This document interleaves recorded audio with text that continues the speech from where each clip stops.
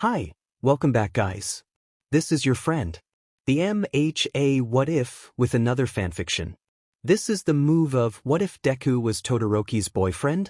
All credits for this video go to their respective authors, so please support the real author. Check out the link in the description for more details. Please give this video a like and subscribe to the channel if you want more videos like this. Now let's get into the fanf. As soon as Todoroki starts working as a pro hero, he moves out of his house and starts renting an apartment. He doesn't have much money at the moment, so Uraraka suggests that he should find himself a roommate. But what if the guy's a creep? Kaminari says suddenly, to which Bakugo just rolls his eyes, like every time he does when the other says something.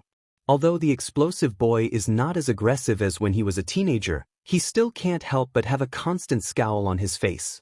I'm pretty sure Todoroki can protect himself, Ashido assures him. Turns out Todoroki finds a roommate pretty soon. He's an engineer who has started working for Hatsum recently and doesn't have any quirks.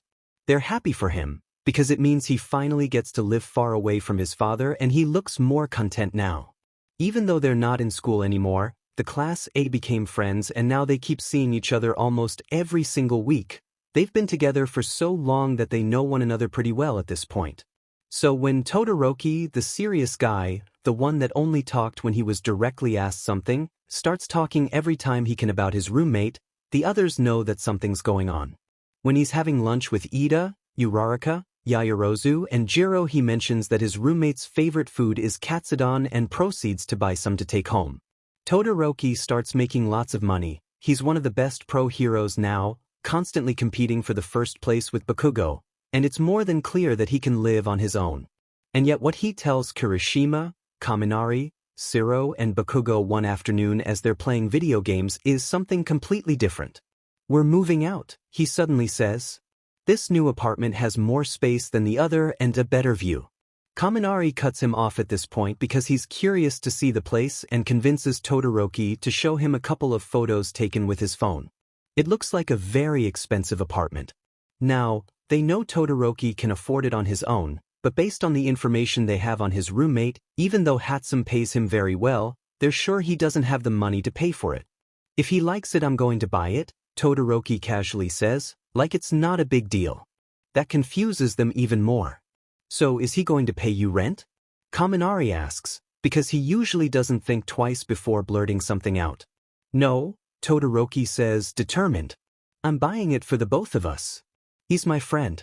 Although I know he won't be very happy with it, so I'll probably let him pay as much as he was paying when we were living in our first apartment. Which is almost the same as letting him live there for free, because that other place was crap. He's in love. Ashido smiles from ear to ear as soon as Kirishima tells her what happened. We have to meet him. And maybe give him the shovel talk? Shiro comments, not looking entirely sure. We don't know if they're dating, Azui points out. They probably aren't, Uraraka says. I bet it's just Todoroki pining in silence. But we can help him woo him. What if he doesn't like men? Jiro questions and everyone stays quiet for a while. That's why we have to meet him. Ashido insists. We need to find out all those things about him first. You're going to make everything worse. Bakugo growls, crossing his arms over his broad chest. We know you worry about Todoroki, but I didn't say that. Do whatever you want, I don't care. Yaoyorozu manages to convince Todoroki to invite them all to have dinner to see the new apartment. Apparently his roommate is more than happy to have so many pro heroes in his home. Bakugo claims he's not going to go, but they all know he'll be there, perhaps late, but he will definitely attend. Most of them are ready to see if the guy is worthy of Todoroki's time, ready to tell him he'll have to face them if he ever hurts their friend. But then he opens the door and all they see is bright green eyes, like emeralds, messy green hair and a face that's covered in freckles and the most blinding and sincere smile they have ever seen. I'm so happy you're here, the young man says excitedly. His enthusiasm is contagious and honestly adorable. I'm Midoriya Izuku. And just like that, Midoriya charms his way into their hearts as well. I can see why Todoroki is head over heels for this one, Kaminari comments in a whisper, prompting Kirishima to nod as Midoriya leads them towards the living room. He's wearing an All Might apron which makes him look like the cutest man on earth. Shoto, your friends are here, he says before heading towards the kitchen. The dinner is almost ready, Izuku, the pro-hero says, looking at the green-haired man with the most fond expression they have ever seen. I'll take care of the rest, you stay here with your friends. So when are you going to ask him out? Ashido asks suddenly, right after Midoriya disappears inside the kitchen. Todoroki blinks a couple of times before turning bright red. There's a little bit of smoke coming from the left side of his head that he quickly makes vanish by placing his right hand over his hair. It's that obvious? He mumbles, almost in panic. You bought him an apartment. Kirishima points out, to which the man with mismatched hair shakes his head. Todoroki makes a gesture for him to shut up as he looks nervously in the kitchen's door direction. He doesn't know. Alright, maybe things are more complicated than they initially thought. Midoriya is adorable. He seems to be unable to stop himself because as they start having dinner, he begins to make excited questions about everyone's quirks. He also makes comments about them or takes notes as Todoroki watches him with a hand on his chin and a fond smile on his face. How hasn't Midoriya noticed what's going on? Someone knocks at the door then. It's a strong, almost aggressive sound that immediately tells former Class A who it is. They try to stop Midoriya from opening the door himself. Nobody wants the cinnamon roll to get scared by Bakugo's infamous scowl, but the guy is faster than them. When he opens the door, they see him freeze. Actually, both of them are completely frozen on their spots. Bakugo is staring down at Midoriya like he's just seen a ghost. Kaken? Deku? Midoriya is the first one to recover. He smiles blindly at him. It's been a while, he says. I didn't know you were friends with Shoto. Come inside, let me. Wait, Bakugo stops him, confusing everyone even more. He's looking at the ground like he always does when he wants to hide the emotions written all over his face. I need to say something first. They can't hear everything he's saying, but it looks like he's somehow apologizing to Midoriya. But what happened between them? Of course I forgive you. The green-haired man grins softly, putting a hand over the blonde's cheek, a hand that doesn't get slapped away, to everyone's shock. That was a long time ago, we were just kids then. That doesn't make it right. I know, but don't be so hard on yourself either. You haven't changed at all to nerd. Bakugo rolls his eyes but smiles at Midoriya. His eyes are glimmering with fondness as he turns his head down. Come inside. Thanks, Deku. After Midoriya puts a plate of curry in front of him, he sits back next to Todoroki, who's looking a little bit tense from one to the other. I know it's not as spicy as you'd like, Midoriya says, amusement in his eyes as Bakugo stares at him from the other side of the table. Shut up, dirt.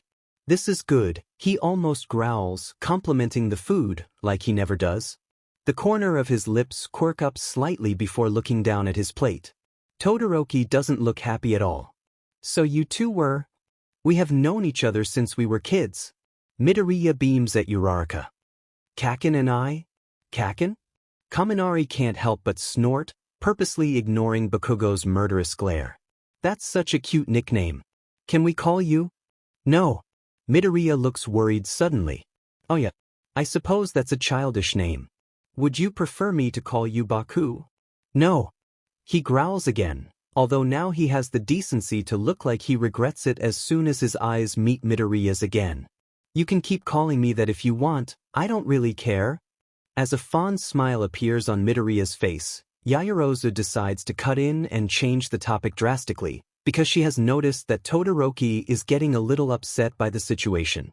Everything seems to go back to normal again when Midoriya starts talking about his work with Hatsum. Todoroki has that besotted expression on his face, although this time he leans closer to him and puts a rather possessive hand over his shoulder. The scowl returns to Bakugo's face, however he seems to be paying close attention to what Midoriya is saying. The walk back to their cars is a little bit awkward because everyone is thinking about the fact that Todoroki's roommate was friends with Bakugo. A cinnamon roll and a feral gremlin is a weird combination, but very funny to think about. So you two were friends? He tried to be my friend. Bakugo cuts Kaminari off with a frown upon his face. I was an asshole to him most of the time. But he's a sunshine. Uraraka narrows her eyes, looking a little bit irritated on Midoriya's behalf. Are you even surprised? Bakugo asks and they all know he has a point. I'm an asshole, you know that? But you're not bad, bro. I'm an asshole, Bakugo growls again, ignoring Kirishima's comment. But to him I was worse. I used to snap at him whenever he followed me around, even though he was kind to me and talked about my quirk like it was the best thing in the world, and when he stopped doing that, I began to follow him around only to say shitty things to him and make him cry. But why? Zero asks, confused as the others are. Because? Bakugo puts his hands inside his pockets and looks at the ground before adding, I realized I was in love with him and I didn't know how to deal with it. I panicked. The silence that follows is uncomfortable because they're not used to Bakugo being so open and honest with them. There's also the fact that Bakugo just confessed to have had a crush on Todoroki's friend, the one Todoroki's currently in love with. Good thing everything's in the past. Because otherwise they'd have a problem. Your friends are great, Shoto, Izuku comments as they both finish cleaning the apartment. A little bit tired, he sits on the couch. They care about you. As usual, instead of taking the spot next to Izuku on the couch, Todoroki collapses on the floor and puts both of Izuku's freckled legs over his shoulders. The man with green hair has no idea why he does that. He's tried a couple of times to convince him to sit on the couch, but that seems to be Todoroki's favorite spot in the apartment. Yes, they're good friends, the pro-hero with mismatched eyes smiles. They like you, you know? I'm glad. Izuku beams, looking down at his roommate. I hope I can become friends with them too. Suddenly, the pleased smile on Todoroki's face vanishes quickly before tilting his head up to look right in Izuku's eyes. So, you met Bakugo when you two were kids? Izuku nods, fighting a smile as he remembers the blonde little boy protecting him from another kid and Izuku saying a couple of times that Bakugo was his hero. The blonde was grinning from ear to ear. Yes, he says, letting the smile curl the corners of his lips up. We were really close for a couple of years then I realized I wasn't going to manifest any quirks and Bakugo. Well, I guess he didn't want to be friends with a quirkless nobody then so? He can't even finish because Todoroki is suddenly in front of him, leaning forward and cradling his face in his hands before Izuku can even blink. Don't say that again about yourself, Izuku, Todoroki begs before pressing their foreheads together. You're perfect. All right, I won't say that again, Izuku promises, feeling a little bit flustered. You're really a good friend, Shoto. You know that? However, for a moment Izuku thinks there's something wrong because Todoroki looks sad out of the sudden. Friend, right? He mumbles. But the moment goes quickly and Todoroki kneels in front of him only to embrace Izuku. Really, wouldn't it be better for you to sit on the couch? I'm comfortable here. Izuku honestly doubts it, but instead of arguing with him, he hugs his friend back. He greets the cashier that always takes his order whenever he finds himself in the coffee shop. There's a cafeteria in the building he works at, but he'd rather walk all the way towards this shop in his lunch break. It's a small and not very popular place, but they make good coffee so it's more than enough for Izuku. It's definitely not a place for pro-heroes, which is why Izuku blinks in surprise when he sees Bakugo walking inside. For a moment he has the impression he's looking for someone because the blonde looks around a couple of times. Kaken. Izuku decides to wave at him anyway, realizing that's probably Bakugo's day off because he's not wearing his hero costume. Izuku, the blonde mumbles, prompting the green-haired man to look away as he sits right in front of him. He's still not used to hearing his name coming from Bakugo's lips. What are you doing here? Bakugo's cheeks turn slightly pink for a second, or that's what Izuku believes he sees because it's so fast he decides it was just his imagination. I came for coffee, obviously, Bakugo mumbles, scratching his cheek. I didn't know you were here, obviously. Oh, do you want me to go? What? No. Bakugo says too fast, putting a hand over the one Izuku has on the table. Then he moves it away when he realizes what he did. You can stay. I want to talk about my hero costume anyway. Really? Izuku beams, prompting Bakugo to blush. I have a few ideas for your costume. Of course you do, Bakugo chuckles, smiling fondly. It's weird to see such an open expression on his face, but Izuku is glad to see he's changed, at least just a little bit. Alright, tell me. Izuku does something better. He convinces Bakugo to go back with him to talk to Hatsum and show him a few designs he's made for him. Guys, We have a problem, Ishido says as soon as she sits on the table next to Uraraka. Kirishima and Kaminari quickly lean over to give her their undivided attention. Ida sighs, having a bad feeling about it already. Wait, I was just telling them I wanted to see Midoriya again, Uraraka pouts. We can convince Todoroki? That'll have to wait, the pink girl cuts her off. This is more important. Bakugo is trending. Ida rolls his eyes. What did he do this time? They think he's dating someone. What? Kaminari chokes on his iced tea, urging Ishido to show him her phone. Wait, I'll send you the photos I found on Twitter. There are a couple of pictures of Bakugo sitting in a coffee shop in front of someone that's clearly Midoriya.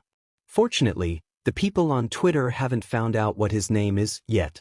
It's not that bad, Kirishima mumbles before he looks at a picture in which Bakugo is actually smiling at Midoriya as the boy is clearly talking about something.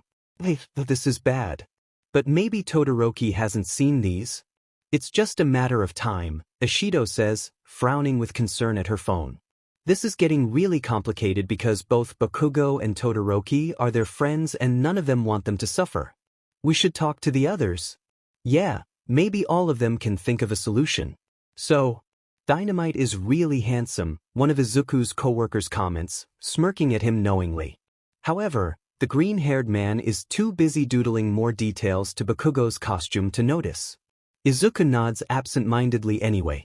He's just glad Bakugo decided to go early. When they were young he didn't seem to enjoy those kind of compliments.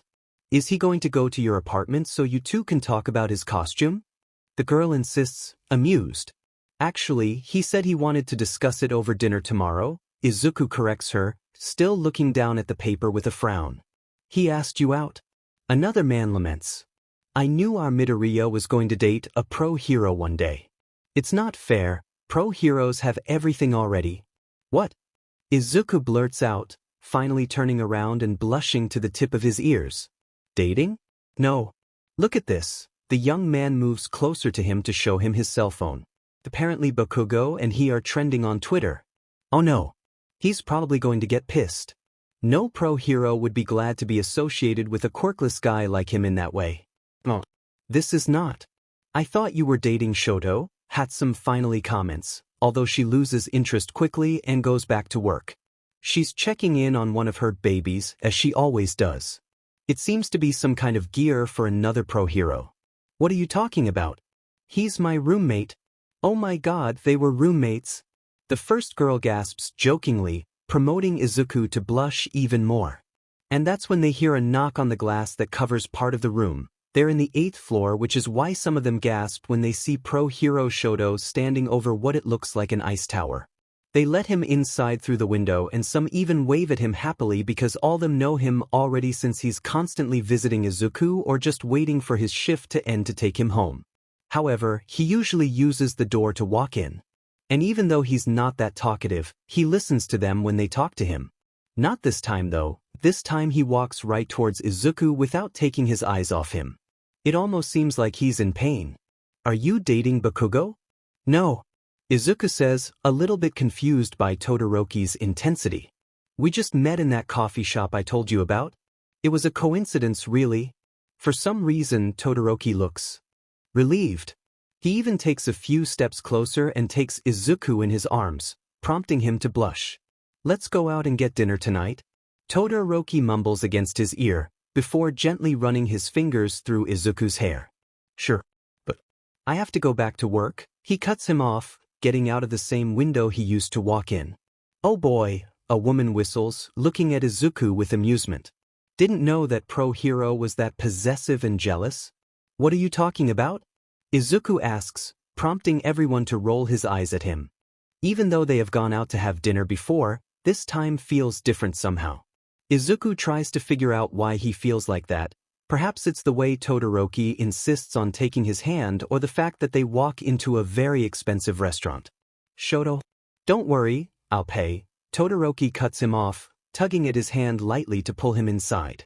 One of the waiters leads them to an empty table on the terrace. You don't have to. Izuku blushes to the tip of his ears as the waiter walks away to bring them wine. He knows that Todoroki, as a pro-hero, makes way more money than he does, but that doesn't mean he should agree to this. Honestly, Shoto? It's not really. I want to, the pro hero assures him.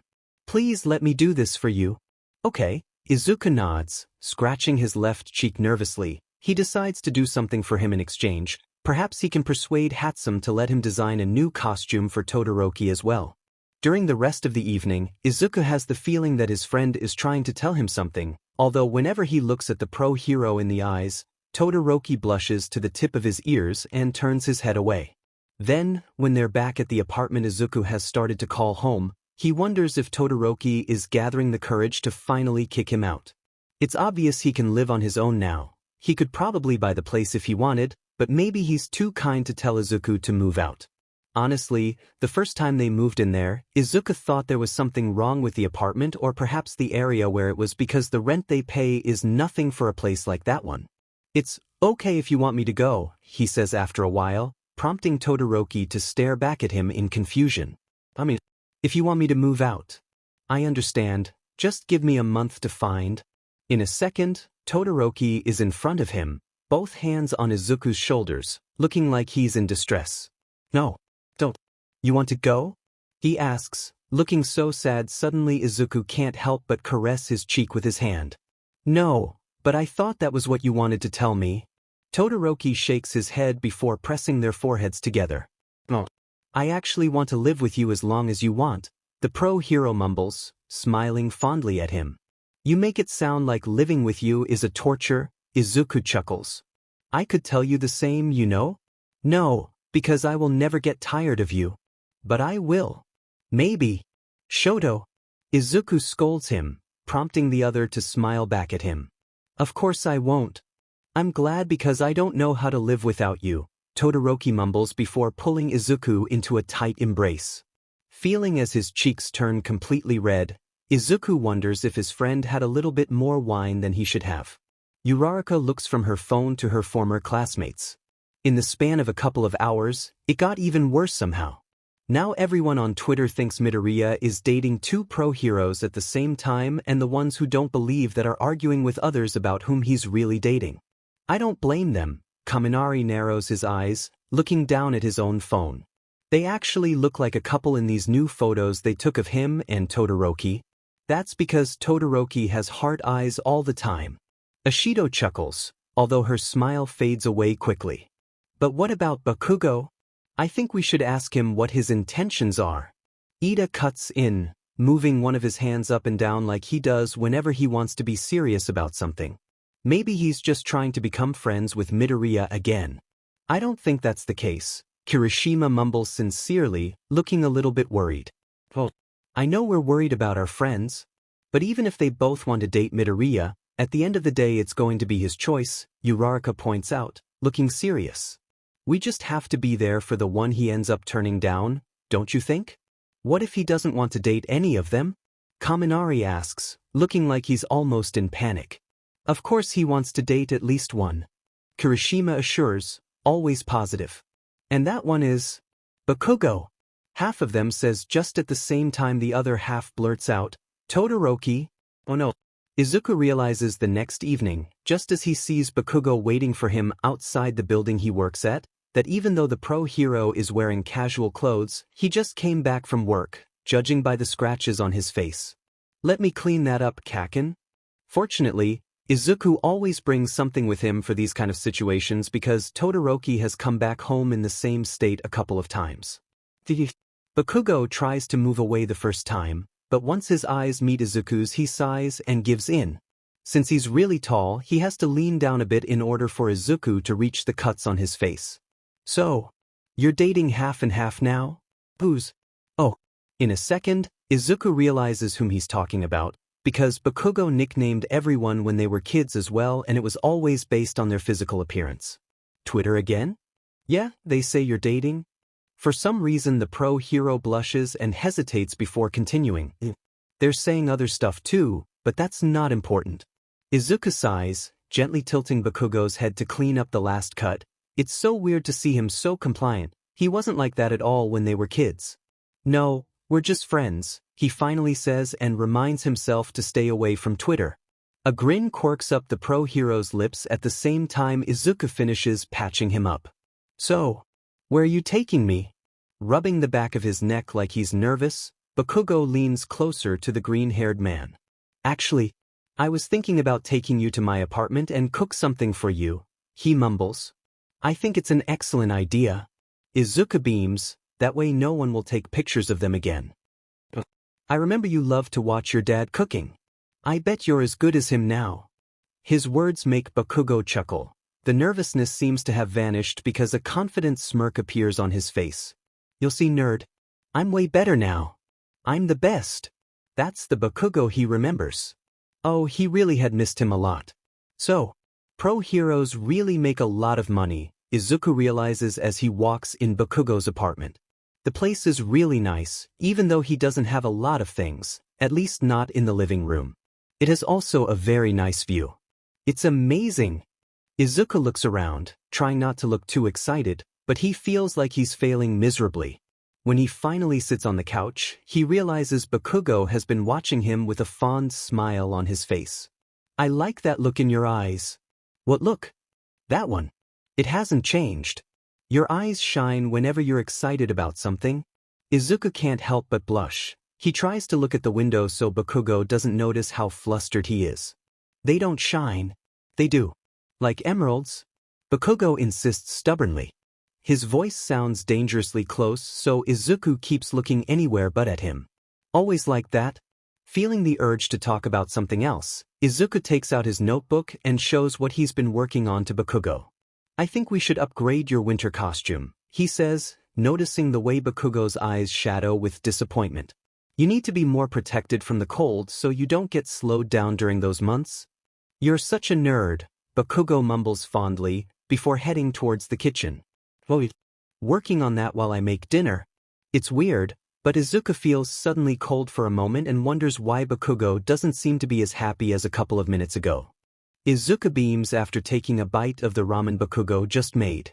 This is amazing, he says, making Bakugo smile in return, although he looks a little bit flustered for some reason. Of course it's great, I made it. Kaken, you are great. Izuku says sincerely, he's one of the best pro heroes and also a great cook, everyone must be dying to date him. No need to say it so many times, Izuku. Bakugo mumbles, cheeks turning slightly pink. I know that already.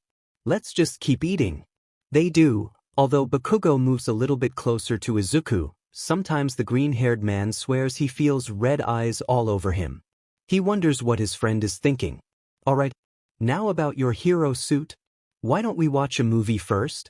Bakugo asks, still a bit flustered, although a mischievous glimmer appears in his eyes as soon as he adds, what about a horror movie? Izuku bites his bottom lip. The thing about horror movies? Unless you're still a scaredy cat? Bakugo says with a smirk on his face. Of course not. Izuku says impulsively, absolutely lying through his teeth because he still can't stand horror movies. It goes as bad as Izuku thought it would. They're not even halfway through the movie and Izuku is already curling on the couch next to Bakugo, exactly like he did when they were kids. Did you see that ghost over there? The pro hero chuckles, absolutely doing it on purpose. Izuku doubts there are as many ghosts as his friend claims there are, but since Izuku has his eyes closed he can't tell if Bakugo is saying the truth or not. You know I didn't. Izuku shivers, eyes firmly closed as one of the protagonists screams in the movie and he immediately puts his arms around Bakugo only to hide his face in the curve of his neck.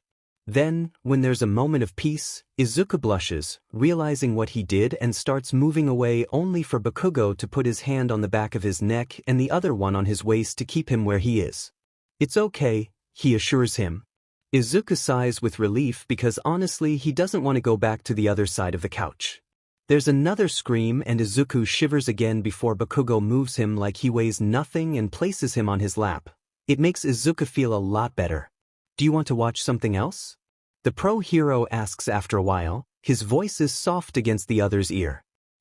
Actually, Izuku whispers back, feeling like he's being ridiculous at this point. I'm a bit invested. I want to know what happens. Alright, Bakugo chuckles. I'll let you know what happens and when it's safe to look, okay? Okay. He falls asleep at some point. He knows that because when he opens his eyes again he's not on the couch anymore, but a large bed. His phone is on the bedside table. He grabs it and looks at the screen only to feel relieved because it's not that late and he just remembered that Todoroki is on patrol so he won't go back to their apartment until the next day. Sometimes his friends worries a lot about him. Todoroki used to text him even when he was at work, until Izuku told him not to. He pouted and looked like a kicked puppy the first time Izuku said that. He rises from the bed though, not wanting to overstay his welcome, but when he reaches the living room, he realizes that Bakugo is in the kitchen doing the dishes. Kaken, you should go back to sleep, you look tired. He feels tired. I don't want to be a bother. Bakugo goes back to the living room right after hearing that only to roll his eyes at Izuku. Shut up, nerd. You know I wouldn't say that if I didn't want you to stay. The pro hero blurts out. It seems he didn't want to actually say that out loud because he looks away, rubbing the back of his neck nervously as he turns bright red. Izuku finds it quite endearing. Thank you, but I didn't bring extra clothes. I'll let you borrow one of my old t-shirts and pants. Bakugo mumbles, looking even more flustered as he says that. Izuku doesn't quite understand why. Thank you. He agrees, feeling like it's a bad idea already.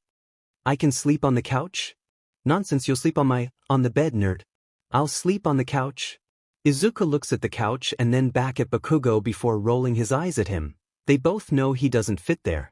Your bed is quite large, we can both sleep there, he says suddenly. For some reason Bakugo chokes on air. Oh. When Izuku comes back from the bathroom with the clothes the pro hero gave him, he feels quite ridiculous. The clothes are so big for him, although very comfortable. Thanks, he says, before gasping at the expression on Bakugo's face. He's never seen him like that before, it's like he froze suddenly. He's completely red again. He looks even worse when they walk into the bedroom. Izuku is too tired to think about it too much so he jumps on the bed quickly. Are you alright, Kaken? Bakugo just nods before sitting on the other side of the bed. For some reason he looks tense. I can go if you want, it's not that late. I'm completely fine. Just to prove it, he finally lies next to Izuku and immediately relaxes as soon as their eyes meet. Even though Bakugo is tall and well-built, the bed is large enough for them not to be that close. I've missed you, Izuku. Me too, Kaken. He mumbles with a sincere smile before closing his eyes. The last thing he thinks is that he'll need to go back to his apartment in the morning before heading to work. And then, he starts dreaming of someone caressing his cheek softly. Ochako and some of her friends meet in a coffee shop early in the mornings only to talk about their other friends' love life before each of them goes to work. Listen, I know you three are on Bakugo's side, she says, making a gesture with her hands towards Kaminari, Kirishima and Ishido. And Ida and I are on Todoroki's, but let's remember that this is going to be Midoriya's choice.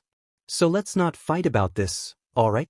They all nod in agreement at her, although she knows Ishido is dying to help Bakugo woo Midoriya. If Ochako is being honest though, she wants nothing more than to give advice to Todoroki as well. Actually, let's promise we won't.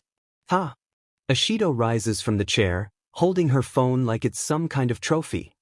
We just won. Look at this. When she shows them a couple of pictures of Midoriya and Bakugo getting out of the pro hero's apartment that same morning, Ida chokes on his coffee. Good for Bakugo, Kaminari chuckles. He looks so happy, it must have been a really good night. Shut up. Ochako shushes him, turning pale as she grabs her own phone and realizes that Pro Hero Dynamite is trending on Twitter again. The photos are everywhere.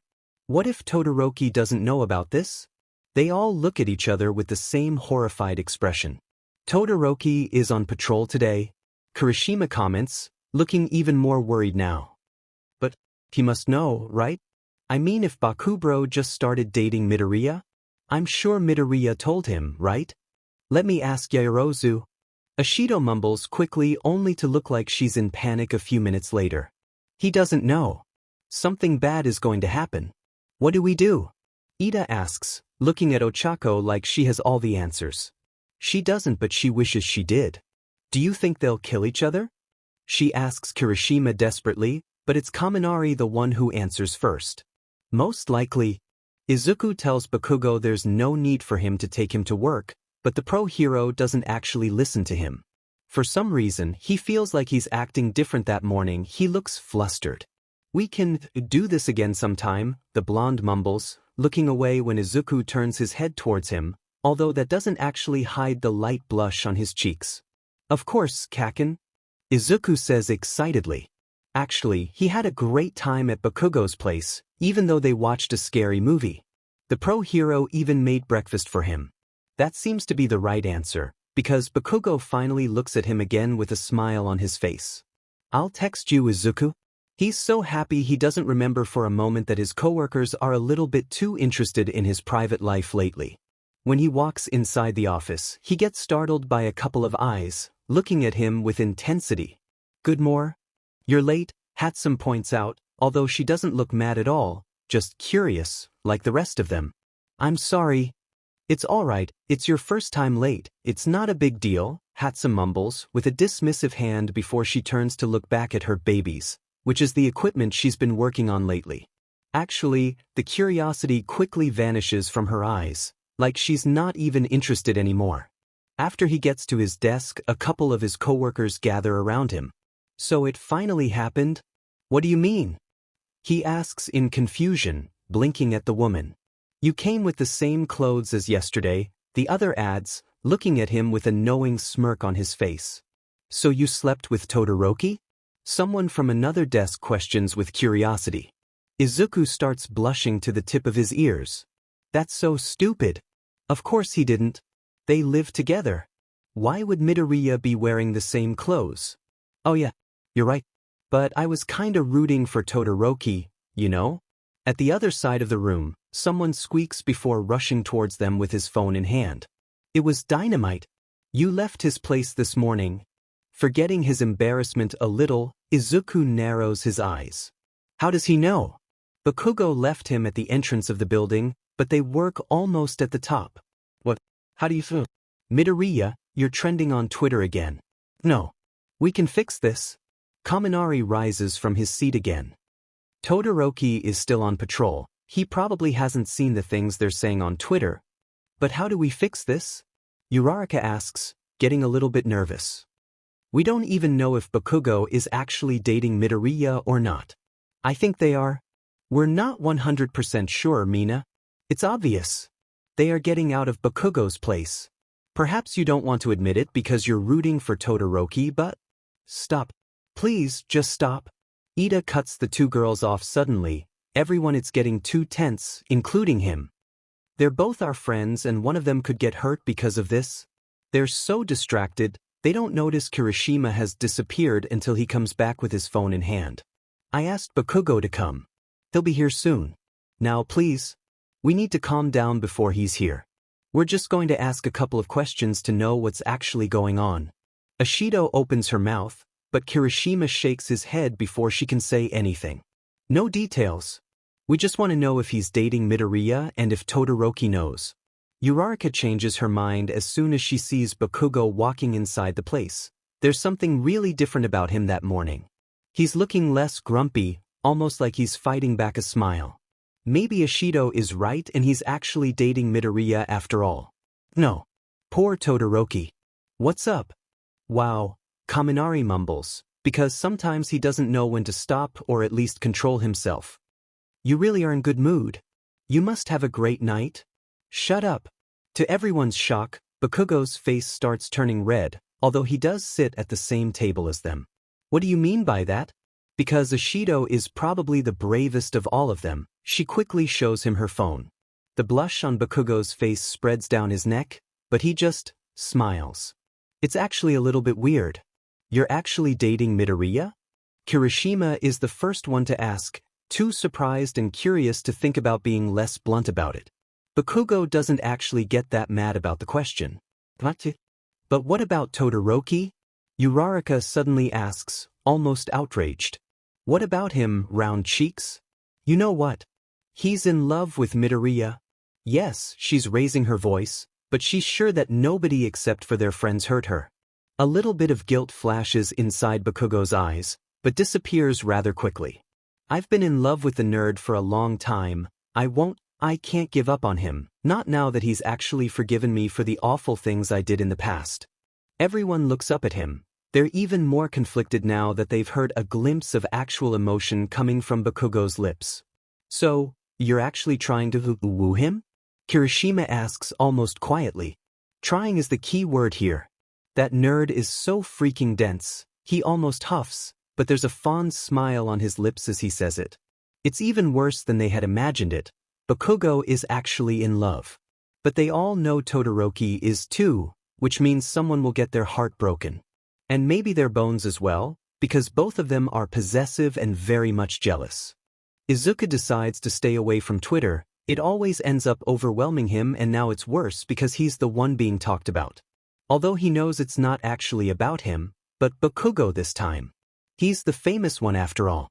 His coworkers don't help that much because Izuku can tell they're constantly checking on their phones and then looking at him with curiosity.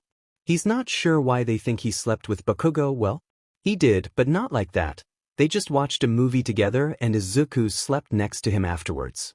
It reminded him of when they were little, before everything changed. In fact, Izuku is really happy to have his friend back. Midoriya, your boyfriend is here. A woman giggles, looking right at the workshop's entrance. Shut up. Can't you see his face? He's hurt. Another one scolds her.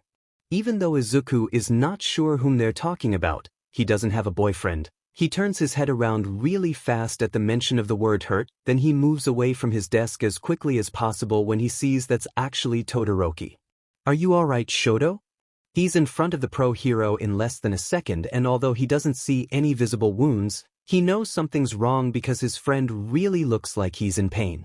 The hero doesn't speak right away, which only worries Izuku even more.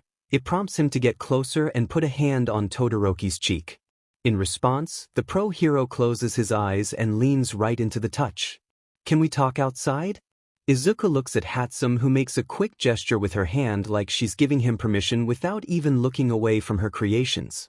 Yes, of course. Izuku nods, ignoring the others' intense stares. He closes the door behind them after they get out. Wait, you came here right after your patrol? You should be at the apartment, resting. Todoroki shakes his head, mismatched eyes darkening a little, like they're in pain. I need to ask you something first. What is it?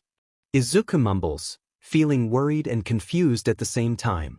Yesterday, he begins, looking at the floor instead of meeting Izuku's eyes. Are you dating Bakugo? What? No, we're friends. We've already talked about this. I know, Izuku. I'm sorry, I know it's none of my business, but I couldn't help but wonder. Because I checked Twitter today and I watched a movie with Kaken, and since it was late he let me stay with him. The green-haired man cuts him off, feeling a little bit irritated. That tweet is getting out of proportion. You shouldn't believe everything you read there. At least you came here to ask me personally. Besides, we're friends. I'd tell you if I was dating someone. Instead of feeling better, Todoroki grimaces, confusing Izuku even more. Izuku, what is it? I'm in love with you, the pro hero blurts out before pulling Izuku into his arms and pressing their foreheads together. What? Izuku's face is burning now. He blinks a couple of times as if that can help him focus on what his friend just told him. I'm in love with you, Todoroki mumbles again, cheeks turning slightly pink. I'd like you to give me a chance. Let me take you on a couple of dates? He likes Todoroki as a friend, however, he finds him attractive too. Izuku is not sure if he's in love or not because he's never thought about his feelings for his friend. Besides, even if they're both in love, nothing can assure him it'll work. And if it doesn't, does that mean he'll lose Todoroki as a friend? Izuku doesn't want that. Although if he realizes he also feels the same, he'd like to try. The situation is really confusing. Can I think about it?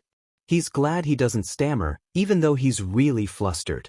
Of course, Todoroki nods, taking a step back. And even if you don't feel the same and don't want to give me a chance, we'll still be friends, alright? Nothing will change between us. Izuku doesn't realize how tense he is, until he feels the relief spreading all over him. Thank you, I'll see you at home, he mumbles, still nervous. Try to rest a little, okay? Can I give you a kiss on the cheek? Todoroki whispers, although it's loud enough for Izuku to hear. He's looking at the floor though, and the green-haired man swears there's a little bit of smoke coming from the left side of his head. Sure. The pro-hero leans closer before gently pressing his lips against Izuku's pink cheek. It's a quick peck that lasts 1 second and yet it makes Izuku giggle. "I'll see you at home, Izuku. Listen to the message. You need to ask the cutie out soon," Ashido says as soon as Uraraka and Ida leave the restaurant. Before Todoroki does, Eijiro tries not to chuckle as he watches his friends scowl at the mention of Todoroki. He knows Bakugo and him are not as hostile to each other as when they were teenagers and perhaps they might consider each other friends. But that doesn't stop the blonde from being jealous of him. He also knows that Bakugo doesn't want to purposely hurt Todoroki. It's just, that'll break Todoroki's heart, Kaminari says without thinking, prompting Ashido to roll her eyes at him. Eijiro doesn't blame her. For a moment, Bakugo looks vulnerable. "I know. But I love Izuku so much." Again, his voice is filled with emotion. It's like his entire being is shaking with it. Eijiro had never seen him like that before. "I have to try."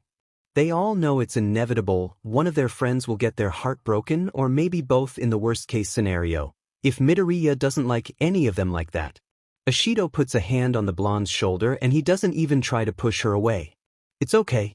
We're here for you." It's only when he's on his way home that he decides to think about it. Todoroki is really attractive, maybe a little bit too much. He's also famous, which is why Izuku wonders why someone like him would want to date a quirkless, plain man like Izuku. It doesn't make sense. What if they start dating and Todoroki realizes he can date a pro-hero like him? Or maybe a famous person? Someone as handsome as himself? That's a possibility. Izuku. He gets startled and almost falls to the ground because of how quickly his body stopped moving.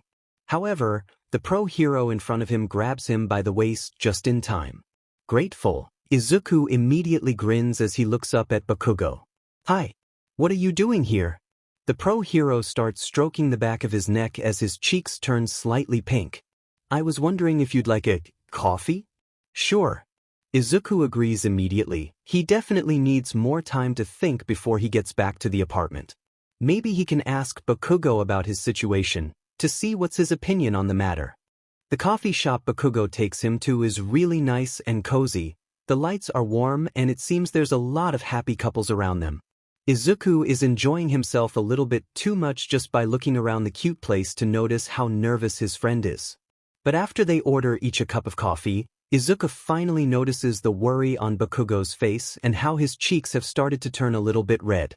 For a moment, he thinks he might be sick and leans over the table to touch Bakugo's forehead with his hand, although it seems that makes the situation a little bit worse since the blush only deepens. "Are you alright, Kaken?" "Of course. I've never been better," he says, although he doesn't look entirely sure. Then, after taking one of Izuku's hands in his, he sighs, giving in. "No, actually, I'm nervous because I wanted to ask you something. You know I'm all ears, Kaken. I'm happy to help," Izuku tells him, trying not to look too curious about what Bakugo is going to say. Perhaps later he can ask for advice in return. He's still not sure if he should start dating Todoroki or not. "I'm in love with you." "What?" Izuku blinks a couple of times. He doesn't mean to be rude, it's just that he's not sure if this is real or not. Maybe he misunderstood. As the concern grows like a shadow in Bakugo's eyes, he takes a deep breath before looking into Izuku's green ones. "I love you and I'd like to date you, if that's something you're interested in." This is a problem, because Todoroki just told him the same a while ago. "I think you need to know something first," Izuku stammers. He's nervous but he knows he needs to be honest with Bakugo. Unfortunately, that only seems to make Bakugo even more worried, although he tries his best not to show it. Izuku feels the urge to calm him down, so he puts a hand on his cheek to reassure him. "Todoroki asked me out?" Everything's wrong. Bakugo's expression falls completely like he just heard the worst news possible. "What did you say?" It's almost like he's afraid of the answer and it breaks Izuku's heart to see him like that. It seems like no matter what happens, he's going to hurt someone. "I told him I needed to think about it first." Izuku mumbles sincerely, wondering if the best option not to hurt anyone is just to keep being just friends with both of them. "Izuku, please give me a chance." Bakugo is so honest and open, red eyes glimmering with a little bit of hope. "I don't want to hurt anyone," he blurts out, feeling distressed already. Bakugo notices and holds both of Izuku's hands in his. I know. And I don't want to push you into choosing me no matter how much I'd love for you to date me. But at least think about it. Even if you don't feel the same, I still want to be your friend. Izuku nods. He manages to smile back at him, even though he's feeling like a terrible person. It gets even worse when he goes back to his apartment and sees Todoroki again. He hasn't brought it up again. He promised Izuku he could take as long as he needed to think about it. Are you alright? The pro-hero asks with concern in his voice. He takes a few steps closer to the green-haired young man and touches his cheek lightly. I'm fine, Izuku assures him, face turning bright red in a couple of seconds. It's a blatant lie, one that Todoroki notices immediately, but he's too kind to tell Izuku he knows he's not being honest. Are you hungry? No, I'm actually just tired. I want to sleep. He practically rushes towards his bedroom and closes the door behind himself. Izuku doesn't get much sleep actually. He can't stop thinking about what Bakugo told him. He honestly doesn't know what to do. He feels like he needs to tell Todoroki as well, but wonders if that'd make things more complicated than they need to be. Bakugo and Todoroki are friends, right? They studied in the same school and were even classmates when they were in the UA. Do they know the other was planning to ask Izuku out? Have they talked about it before? No, it's not possible. Bakugo seemed really surprised and sad when Izuku told him about Todoroki. If Izuku chooses one of them, will he ruin their friendship? He hopes not, but he'll definitely break someone's heart. He doesn't want to hurt anyone. Although he's not even sure how he feels about them. He likes them both and he definitely finds them attractive, but he hasn't actually have had the time to examine his own feelings. Is the right thing to do to let Todoroki know about what Bakugo told him? Izuku groans, feeling incredibly exhausted before finally closing his eyes completely. He feels bad for getting out of the apartment without saying goodbye to Todoroki or staying a little bit to have breakfast with him, but Izuku doesn't think he can even look at him in the eye at the moment. He tries to think about how each of them makes him feel, but it doesn't help that his heart starts beating in a funny way inside his chest at the mere thought of them. Does he have to choose, or is it better to just be friends with both of them?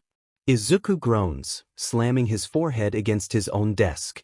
Everyone around looks at him with worry, but mostly curiosity. What is it? One of his coworkers asks, getting closer to him. Izuku knows it's a mistake to tell them about Bakugo and Todoroki, but he's desperate for advice at this point. So he takes a deep breath before he blurts everything out. Everyone is giving him their undivided attention, even Hatsum, who's usually too focused on her babies to pay attention to anything else. After asking for advice, some of his coworkers start arguing about who'd be better for him. It looks like they have their favorites. Which of course, only stresses Izuku even more. Why not both? Hatsum says then, tapping her chin with one finger. What? Why don't you date both? That's brilliant, boss. A girl says, quickly followed by the others, who for some reason seem to support the idea right away. No, that'd be unfair. You need to date them both in order to find out who you truly love, Hatsum insists. It's like what we do here. Not all our ideas work, but we have to try them all to find out which one does. I'm not going to get their hopes up only to later reject them. Izuku shakes his head firmly. Why don't you talk to them both about it? I mean at the same time. To see what they think.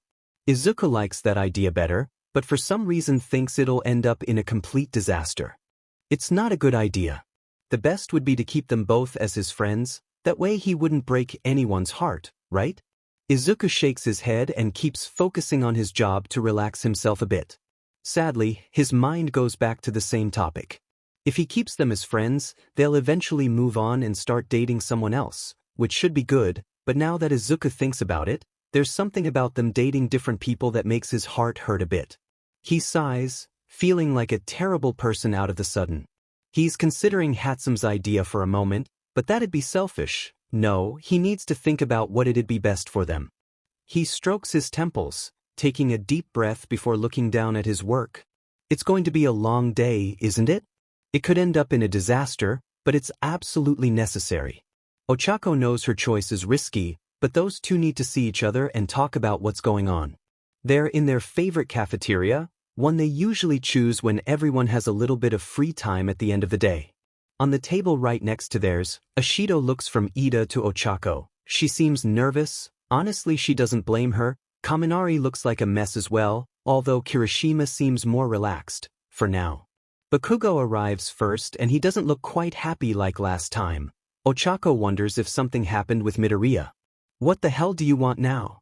Definitely not in a good mood. Don't be like that, Baku bro. We're friends, we just wanted to see you. The explosive pro-hero narrows his eyes at them as he crosses his arms over his broad chest. Of course he doesn't believe them. Kirishima is not being convincing at all, especially with Kaminari nervously looking at the entrance every now and then. Listen, Blasty. We have been friends for a while now and we'd like it to stay that way, but sometimes for that to happen people need to actually talk and see each other, no matter how tedious you might find it. Just tell me what you want, Pinky. What I want is for you to stay away from Midoriya. No, that's not Ashido. That's Todoroki practically storming in the cafeteria and making other customers look at him with curiosity. That's the worst way to talk to Bakugo and everyone knows it, so Ochako is not surprised when the blonde turns around and basically hisses at the other pro-hero. You asked him out. I did, how did you? Todoroki's expression changes suddenly. It's even more alarming that Bakugo's scowl because everyone is used to seeing him angry, but Todoroki is a completely different story. Did you ask him out too? Could you please keep it down, you two? Ashido manages to pull them towards a table and they both reluctantly sit in front of each other.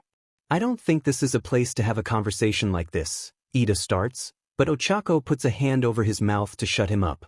If they get out of there and find a more private place, she's afraid those two will start punching each other. You knew I was in love with him even before I introduced him to you, Todoroki says accusingly, glaring at Bakugo from the other side of the table. I didn't know your roommate was my childhood friend, I met him first. I was already in love with him, Bakugo retorts, surprisingly keeping his voice down, although he's still scowling at the other pro-hero. Ochako sighs. This was her idea and it's going completely wrong as Ida warned her, but that doesn't mean it has to end in a disaster. She has to do something. Hey, you have to remember that you two are friends. You can't let this change that. Like stubborn children, they look away from each other, refusing to reach an agreement or at least give in a little. She rolls her eyes. I don't know Midoriya as well as you two do, but I have the feeling that he'd feel terrible if you stop being friends because of him. That finally does the trick. Bakugo's shoulders relax, although there's something almost painful in his eyes as he looks at his own hands. Round cheeks is right. We should let him choose. Todoroki grimaces like he's also in pain. And respect his decision. Yeah. I suppose we can do that. They're still hurt and probably angry with each other, but Ochako can see they're still friends. It's small progress, but progress nonetheless. Although she feels bad for Midoriya now because the choice is completely his and all the consequences that could bring. Izuku can feel a headache coming, at least he can go home now. Although he knows he needs to talk to Todoroki as soon as possible. Even though he hasn't made his choice yet. Or perhaps, he shouldn't. Your boyfriends are here, Midoriya. Izuku almost drops his backpack, he can tell he's turning a little bit pale. His coworkers are looking through the window, he thinks about doing that for a moment, but Hatsum opens the door before he can move and pro-hero Shoto and Dynamite walk in. They know already. Izuku says goodbye to his coworkers and Hatsum before joining them at the entrance. Now his face feels like it's burning. We need to talk. Todoroki mumbles then and Izuku nods, without looking at any of them. Yes, I know. Izuku. Not here, Bakugo. Todoroki scolds him and for a moment it looks like the other pro-hero is going to yell at him, but Izuku takes his arm to calm him down. Do you find? Are they angry with him? Maybe they don't want anything to do with Izuku anymore. Maybe they don't even want to be his friends. It's going to hurt, but Izuku is willing to hear whatever they have to tell him anyway. The three of them end up in a cafe close to Izuku and Todoroki's apartment. At first it seems like both Todoroki and Bakugo want to sit next to him, but they seem to realize it'd be difficult to talk to him that way, so they both sit in front of him. It's a little bit awkward at first. Both pro-heroes look flustered and Izuku doesn't feel so good because he's sure they're going to tell him they should stop seeing each other at all. He'll probably need to find another place to stay as soon as possible. He's so prepared for them to kick him out of their lives. He gets startled when Todoroki takes one of his hands and Bakugo leans a bit to stroke one of his cheeks. It seems the waitress is very interested in what's going on because she keeps coming back to their table to offer them more coffee, even though they have enough. Izuku starts worrying about it. She doesn't stop until Bakugo growls at her to leave them alone. Izuku scolds him for it afterwards. Bakugo is still glaring in the waitress' direction when Todoroki sighs and looks at Izuku like he's the most precious thing in the world. I think you should start dating both of us. What? Izuku blinks a couple of times. He glances from one to the other quickly, telling himself he's definitely imagining things. If you get to know us better, it'd be easier for you to decide who's the best choice for you as a boyfriend, the blonde pro-hero mumbles. His cheeks turn slightly pink immediately. Izuku shakes his head without a second thought. No, that path only leads to him breaking someone's heart in the worst possible way. I'm going to hurt one of you. We'll respect your choice, Todoroki assures him, carefully avoiding the main topic. That doesn't mean you won't get hurt. What do you propose then, nerd? Bakugo asks, staring directly into Izuku's eyes, like he's challenging him. He's always been very good at that. We could still be friends. The three of us. So you mean you won't giving a shot? You're giving up before even trying? That doesn't sound like the Izuku I know. Bakugo is right, of course he is. But the other choice sounds unfair for them. But won't it hurt you more if I choose one of you after dating you both? Not more than you rejecting us before giving it a try, Todoroki argues, looking back at him. Izuku knows he must look like a strawberry at the moment because his face feels like it's on fire. What if I can't choose even after everything? Instead of telling him how ridiculous he sounds, both pro-heroes smile at him before taking Izuku's hands. We'll figure something out, nerd. Like we always do. Let's do this, Izuku finally says before squeaking when both of them lean forward to kiss his cheeks. This is not going to be easy and it might end up in a complete disaster. But he's willing to give it a shot. Izuku is not entirely sure if that counts as their first date, but he has a great time with them anyway. Bakugo snaps at Todoroki every now and then, especially when he tries to hold Izuku's attention completely, but Izuku can tell they're still friends. Bakugo walks Izuku and Todoroki, since they live in the same place, to his apartment. He's not entirely happy that Todoroki gets to spend more time with Izuku each day, but decides to leave that for another conversation. He kisses Izuku on the lips before saying goodbye and the green-haired man walks inside blushing as he heads towards his own room. Todoroki taps his shoulder to make him turn around and Izuku gasps when another pair of lips are pressed against his own. He's still processing Bakugo's kiss and now Todoroki is kissing him too. This is not going to be easy. He manages to mumble a goodnight before finally walking in his bedroom, feeling a little bit dizzy, but happy nonetheless. He's glad they have chosen to go on separate dates after that because Izuku thinks it'd be easier that way. He likes them both so much to properly function on a date with both at the same time. The first mistake he makes the next morning is to check Twitter. Both Shoto and Dynamite are trending and the worst thing is that he is too. People don't know who Izuku is, but a couple of pictures of him taking the pro-hero's hands are everywhere now. So he decides to avoid Twitter, at least for the time being. We should have discussed this with your respective managers first, Izuku mumbles that instead of good morning. She's just a little bit irritated because I didn't tell her first, Todoroki says, placing a plate with scrambled eggs and bacon in front of Izuku. But she's not worried about it, so you shouldn't either. Okay, Izuku nods before thanking him for the breakfast. The truth is that he's still concerned, but he knows it's a good sign that Todoroki's manager isn't. I'm sorry, Izuku, I'm running late, but I'll see you tonight, he says before pressing his lips against a freckled cheek. He eats his breakfast, gets ready for work and agrees to see Bakugo outside of his apartment. He's wearing his hero suit. I'll take you to work, nerd, Bakugo offers, before giving him another quick kiss on the lips. Izuku turns completely red again. Sure. But why are we going up instead of down? He asks, confused when Bakugo presses the button to the last floor. When they get out of the elevator, they take the stairs to the rooftop. You'll see. But, jump on my back, Izuku. Put your legs around my waist and your arms around my shoulders. Hold tight and don't look down. Kaken, wait, Izuku mumbles, But he does as Bakugo says, and part of him can't help but grin in anticipation and excitement. A lot of people are going to see them, but he doesn't care because Bakugo is going to use his quirk to take him to work. By the time they land on the building, Izuku is giggling. He can tell his hair is a mess, but it's okay because he's having fun. This time he's the one who gives Bakugo a kiss and watches fascinated as the pro-hero's cheeks turn slightly pink. Of course his coworkers know by now what's going on, or at least part of it, judging by the smirks on their faces and the way they look at him that morning. Does this mean you're dating them both, Midoriya? Since the three of them agreed not to keep it as a secret, Izuku smiles. Yes, I'm dating them both.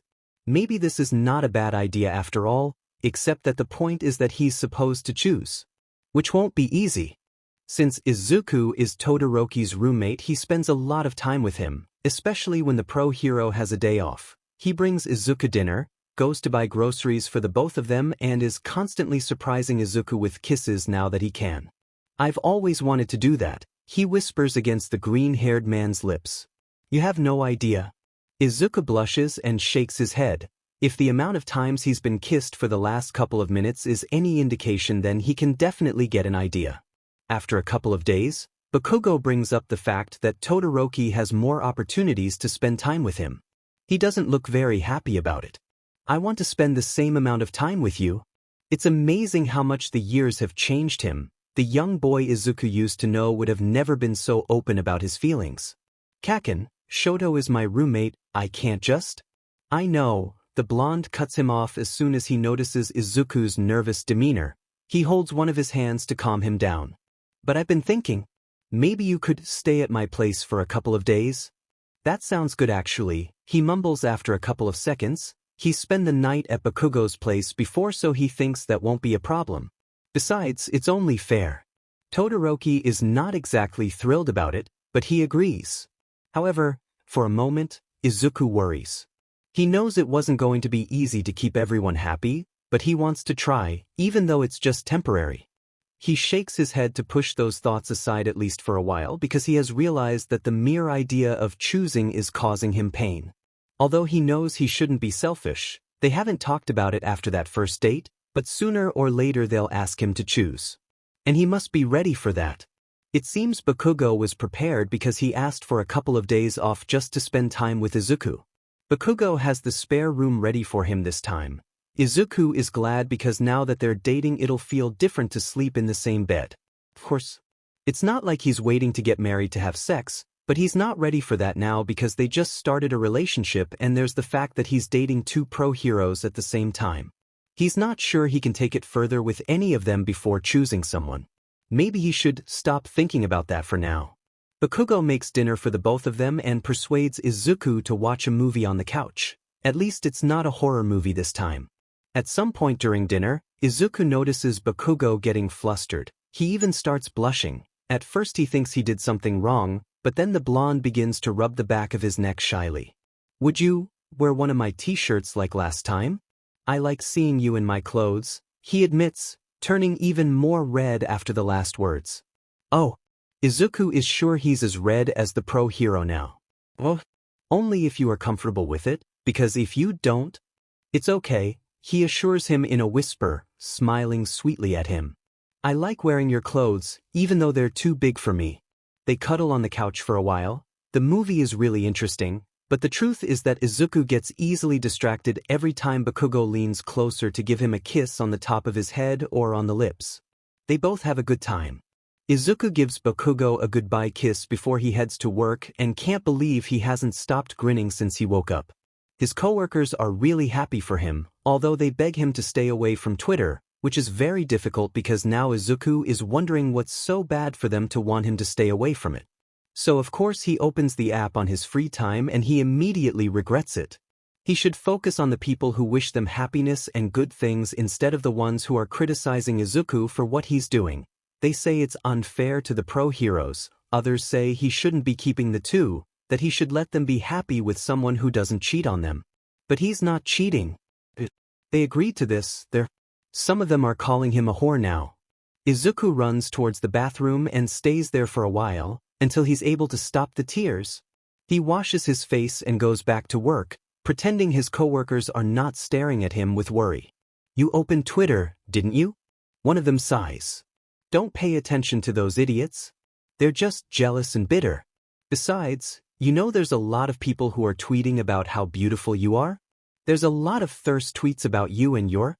I'm sorry, but I need to focus here, he says, quietly pointing at his designs, trying to smile at them but failing. He knows they want to make him feel better, but he can't stop thinking about people calling him unfair. When Bakugo comes to pick him up from work, Izuku decides to push those thoughts aside for the time being so the pro hero doesn't have to worry about him. However, it seems like he knows him better than Izuku thought he did because he looks at him with concern. Are you okay, Izuku? He whispers before pressing a soft kiss to the other's cheek. I'm fine, Kaken, he smiles, or tries to, before kissing him back, but this time on the lips. Bakugo clearly doesn't believe him, but it seems like he decides not to press him on the matter for now. I can't wait to have dinner with your friends, Kaken. He grins, although part of him starts worrying that Bakugo's friends might agree with what some people are saying on Twitter. What if they're angry with Izuku? What if they think he's being unfair to Bakugo? Izuku shakes his head, trying to calm himself down. It works, for a couple of minutes. Bakugo's friends are great. Izuku remembers them from the last time he saw them in Todoroki's apartment. And fortunately, they don't look mad at him at all. It seems like they want to be Izuku's friends too, which is honestly a relief. Those hate tweets about him haven't stopped haunting him for the last few hours, even though he's been trying to push them away. Ashido pulls him into a hug almost immediately. She's grinning the whole time as she purposely ignores Bakugo's growls. I'm so happy you'll be spending time with us tonight. Blasty is so selfish and doesn't want to share you with us. That's because he's my boyfriend, not yours, Pinky. But he can be our friend. I'd love that, Izuku says sincerely, and suddenly Kirishima, Shiro and Kaminari are hugging him while Ashido sticks her tongue out at a very grumpy Bakugo. However, Izuku can tell Bakugo is not actually mad at any of them. They're trying to embarrass Bakugo in front of him the whole night by telling him a couple of silly stories. They actually help Izuku relax a lot and make him feel better. Until he notices Kaminari grimacing at something on his phone, and of course Izuku knows it can be anything and he tries to let it go, but the guy with yellow hair suddenly looks at him with concern. Maybe you should stay away from Twitter for a while, Midoriya? Izuku doesn't ask because he already knows, he just nods and tries not to think about all those hate tweets he read a couple of hours ago. But it's really difficult. He feels his eyes getting wet, but he tries to fight the tears with a fake smile. Unfortunately, Bakugo notices. What is it, Izuku? For the first time, he doesn't want Bakugo to be soft or to touch his cheek gently, like he's afraid to break him, because Izuku feels completely vulnerable at the moment. He already read those tweets, Ashido guesses correctly, prompting him to start tearing up. Shiro hits Kaminari on the back of his head and scolds him for bringing Twitter up in the first place. It's not his fault, Izuku sobs, letting Bakugo pull him into his arms. The pro hero is just using one arm to hold him because he's using his other hand to type on his phone, aggressively fighting some of the tweets. Your PR is not going to like it. At least don't answer to them with your main account. Too late, Izuku, he says, smirking mischievously. Besides, half and half has been doing the same. But he doesn't know how to insult people properly. I might have to teach him a thing or two. Please don't, Kaken. Speaking of Todoroki, I think you should call him Blasty, Ashido says suddenly. Tell him to meet us here. I have an idea. Todoroki comes right after his shift. He hasn't even taken his hero suit off, which prompts Izuku to immediately feel bad about it. Shoto, you should be resting, this is not that imper. Todoroki cuts him off with a soft kiss on the lips before sitting at his right side. The people in the restaurant are doing their best to pretend they don't care about all the pro heroes in there. Izuku doesn't want to think about them typing on their phones at the moment. Bakugo leans closer and presses a kiss on Izuku's temple before rubbing his back gently. Ashido and Kirishima try to explain the situation to Todoroki, although it seems like the pro hero already knows part of what's going on. I don't like when they talk about Izuku like that, he says then, taking one of the green-haired man's hands in his. Listen, I know you've been on separate dates with the green cinnamon roll here, Ashido begins, smiling at the three of them. But I think you should start dating Midoriya at the same time. Show everyone that you're more than okay with this. Things. Izuku is not exactly sure they are, but when he looks at Bakugo, he is smirking right back at him. That's not a bad idea, Pinky. But are you really okay with this? Izuku asks because he has to. He needs to make sure this is not going to make them feel bad. We're okay with whatever makes you feel better, Todoroki assures him, and even though the response worries him, Izuku can tell they are determined. When they're outside the restaurant, Todoroki gives him a hug and another kiss on the lips. I have to go back to the apartment to sleep, but I'll see you two tomorrow so we can hang out with my friends. After he walks away, Bakugo pulls Izuku back into his arms again. They go back to Bakugo's place and they watch a superhero movie while cuddling on the couch. Are you sure about this, Kaken? Of course, nerd. Stop worrying about it and let me watch the movie, Bakugo says, pressing a couple of kisses against Izuku's face, until he relaxes into his arms. However, he still worries, he can't help it. He hasn't asked any of them how is this going to change the fact that he has to choose one of them. What's the point of making it look like they want to date him at the same time when he's going to stay with one of them eventually? This is a mess, but Izuku doesn't know how to fix it. He has learned his lesson this time. Izuku doesn't make any attempts to check out Twitter, not even during his break at work. Of course, it's always better to deal with different problems one at a time, and he knows the most important thing at the moment is the Twitter mess, but Izuku can't stop thinking about the fact that he's supposed to choose. They've been both so good to him and he likes them so much to think about breaking someone's heart. Because that's what Izuku will end up doing, right? He'll hurt someone. Shaking his head, he decides to focus back on his work and nothing else for the next hours. Both Todoroki and Bakugo come to pick him up from work. The plan is to go to a nice cafeteria and meet Todoroki's friends there. Izuku thinks he's never hung out with so many pro heroes like in the last couple of weeks. How was your day at work, Izuku? Todoroki asks as Bakugo leans closer to the green-haired bean and kisses him on the lips. It was okay. Izuku tells them, stammering and shaking a little bit after pulling away from the blonde. His cheeks are bright red already. He knows his coworkers are watching everything with undivided attention. I'm glad, Bakugo smirks, looking at Izuku with amusement as he gets even more flustered when it's Todoroki's turn to kiss Izuku's lips. He's not going to survive getting both pro heroes' attention at the same time. Fortunately, they won't be alone. Uraraka, Hida, Yaoyorozu and Jiro are already there. Izuku gets a lot of hugs from them, especially Uraraka, and a firm handshake from Ida. None of them even question the fact that Todoroki and Bakugo are there with him at the same time or that Izuku sits in the middle of the two and they're both constantly kissing his cheeks, forehead and hands. He knows his face is currently, perhaps even permanently, red. However, as time passes and Uraraka starts talking about that time their teacher Aizawa got them all detention, Izuku starts relaxing in his seat. Bakugo is holding his hand while Todoroki starts rubbing his back casually, like the three of them have been on dates since forever instead of one time. When he thinks everyone's distracted, Izuku glances at both of them, trying to determine if they're comfortable with the situation. Surprisingly, it seems like they are, and when Izuku notices it, the last bit of tension on his shoulders disappears completely. Izuku doesn't even flinch when Todoroki sits him on his lap and Bakugo gently places his legs on his. Izuku even chuckles when Jiro rolls her eyes at them. However, he tenses again when a group of fans gets closer and starts asking all pro heroes for a picture. Some of them agree, but Bakugo and Todoroki don't seem like they're willing to let Izuku move. Wow, 2 pro hero boyfriends, how does that even work? A woman asks Izuku, prompting him to get a little bit nervous. It works just fine. Bakugo growls at her before Izuku can say anything. Now all of you, fuck off. I don't think she had bad intentions, Kaken. She just looked curious. I was getting tired of all of them anyway. Bakugo retorts with a scowl on his face that only disappears when Izuku kisses him on the cheek. I think it's time to go, Todoroki says then.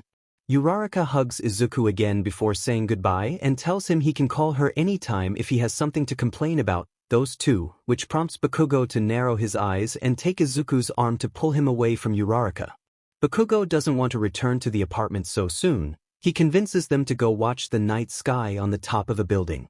Izuku wraps himself around him so Bakugo can use his quirk to get them there as Todoroki follows them. The three of them sit there for a while, and even though the nights are never quiet in that city, Izuku manages to forget about his problems for a moment. He can feel both of them right at his sides, and he even smiles when they both take his hands. What if they stay like that? So life doesn't have to get complicated and Izuku doesn't have to choose? What if time stops? He's being so selfish?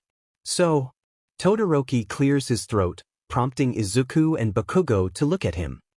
It's obvious that none of us will ever give up on you. And it seems that you don't. That it'll be difficult for you to choose.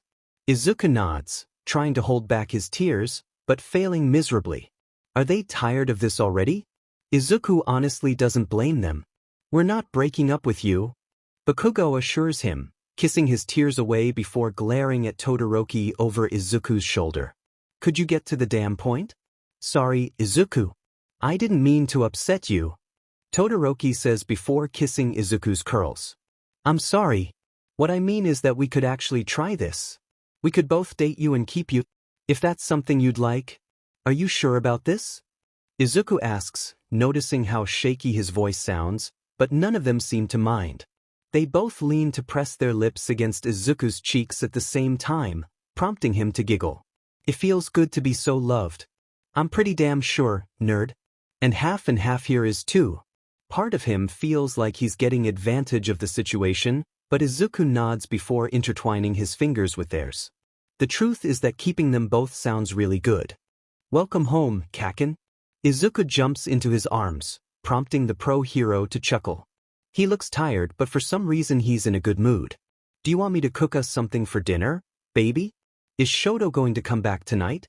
Izuku blushes after hearing the pet name, as he always does, no matter how many times his partners use it. A lot has changed in just 3 weeks. They all live together now. Katsuki moved in with them and sold his apartment. It made Izuku nervous at first, but both Shoto and Katsuki are very confident about their relationship. No, Shoto is going to come back until tomorrow. It's just you and me now. Dinner for 2 then. Wait, are you sure? Aren't you tired? Izuku asks, grabbing him by the arm gently. We can order something? Katsuki smiles fondly at him before leaning to kiss him on the top of his hair. I'm fine. I'll just take a quick shower and I'll be back soon. They have adapted quickly to this. Izuku is honestly happier and loves them both so much, although he still worries about being selfish. He has told them about his concerns once or twice, and they always assure him this is exactly what they want too. People have mixed feelings about their type of relationship, although Izuku has learned not to take them seriously and avoid Twitter as much as possible. I hope that frown is just because you're hungry and not something else, nerd, Katsuki scolds him, although he's not actually upset. He then gives him a kiss on the lips. I'm fine, Kaken. I promise. All right, I believe you, baby. He mumbles over Izuku's hair before lifting him up with one hand. Wrap yourself around me, we're going to make dinner. Izuku giggles and does as Katsuki tells him. Making dinner together just means him being carried with one arm by his boyfriend while he uses the other to make everything himself. They watch a movie afterwards. Katsuki refuses to let Izuku sit anywhere that's not his lap, even though the green-haired man insists that could be uncomfortable. At some point Izuku falls asleep, and the next thing he knows is that he's in Katsuki's bedroom, being pulled against a broad chest. He nuzzles against it and cuddles with his Katsuki until they're both fast asleep. A kiss on his cheek wakes him up, and he realizes it's early in the morning already. However, Katsuki is still asleep. He turns around and notices that Shoto is leaning over him, standing next to Izuku's side of the bed. Good morning, baby. He smiles, amused, running his fingers through the other's messy, green hair. Sorry to wake you up, but I know you have to go to work. Izuku nods, still sleepy, finally realizing that Shoto is not wearing his hero suit. He must have changed first. I'll get up in a second. All right, Shoto chuckles, giving him another kiss. I'll make breakfast. No, you just got here, you should be in your room, trying to get some sleep. Izuku protests, removing Katsuki's arm off his waist, prompting the pro hero to narrow his eyes in his sleep. He finally gets up, only for Shoto to take him in his arms. Let me? It's okay, I want to, Shoto assures him before kissing his shoulder and carrying Izuku out of the bedroom. You can help me though? As they make pancakes for everyone, Izuku can't believe he got so lucky. His boyfriends are absolutely amazing. Izuku's coworkers are very supportive of him, but also a little bit too curious about his relationship with the two pro-heroes. Who's better in bed? Izuku chokes on air and feels his face getting really hot suddenly. He doesn't have any trouble answering certain questions, except that one. He shakes his head, while the woman chuckles and leans closer to him. They're both that good? Great. You deserve it, cutie. Covering his face with both hands, Izuku makes a mortified sound before he hears Hatsume's footsteps. I didn't know your job was to make Midoriya blush. Sorry, boss, she says, before turning one last time to wink at Izuku. Wish it was though. Hatsume rolls her eyes before looking back at the green-haired man who resembles a strawberry at the moment. We all are very happy for you. Just keep that in mind. Izuku nods, but can't bring himself to say anything because he's still too embarrassed to utter a word. Fortunately, work distracts him for a while. At least until another coworker mentions people have been disappearing in that particular zone and everyone gets tense and starts discussing the matter, although that seems to motivate them to work twice as hard in the different hero suits and gear they've been working on.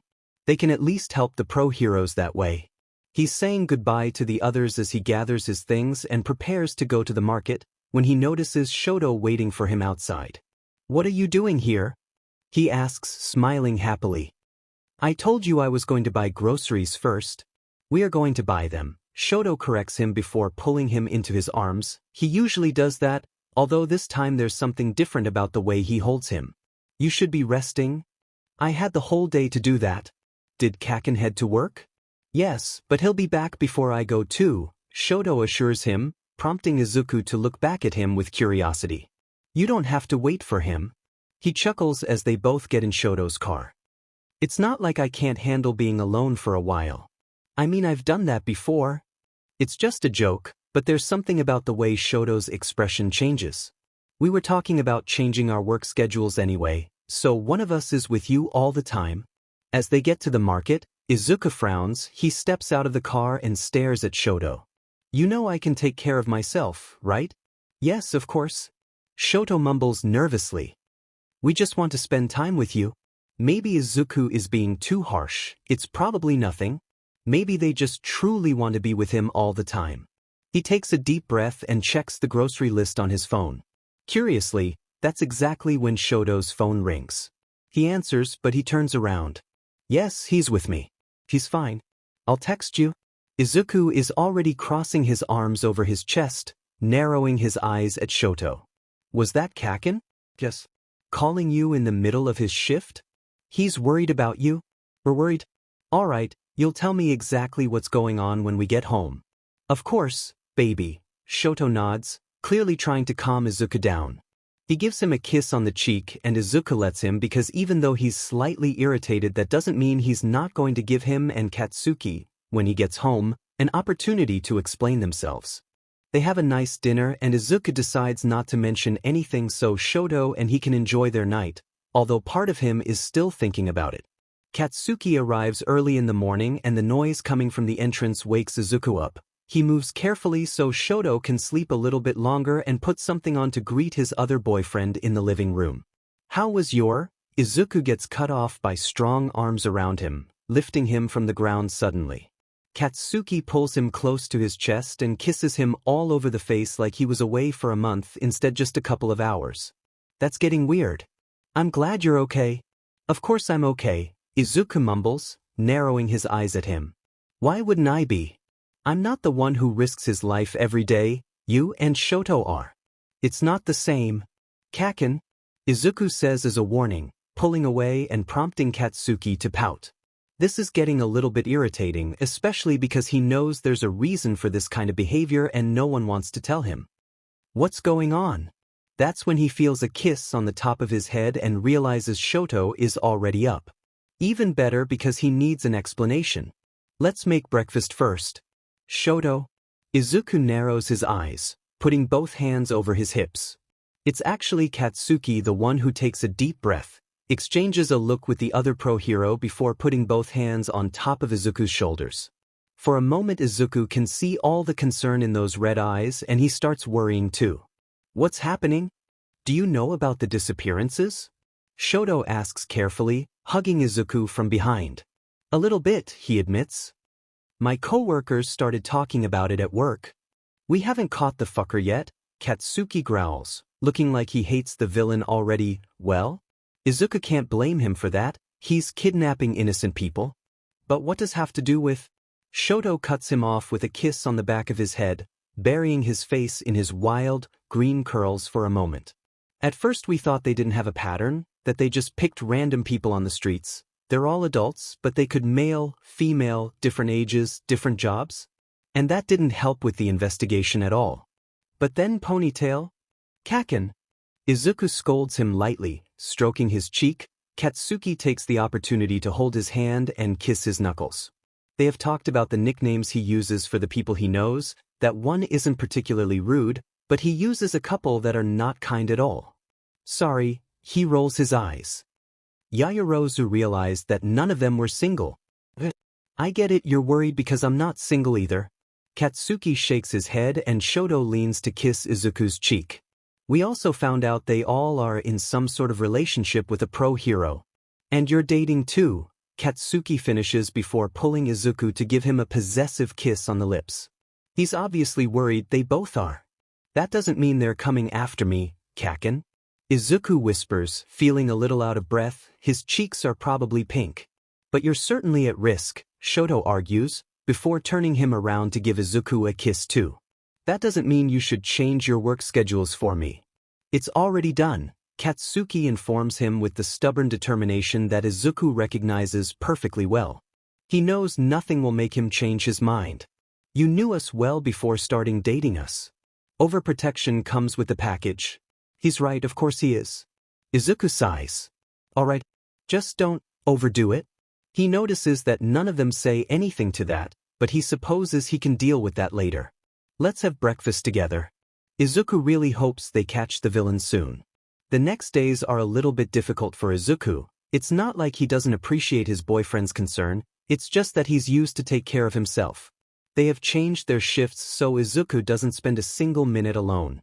It's fine for the most part because he loves them and likes when they keep him company, but knowing the main reason behind it makes it a little less cute.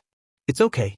Izuku knows they're under a lot of stress at the moment, considering they haven't caught the person responsible and now they also have to keep an eye on him.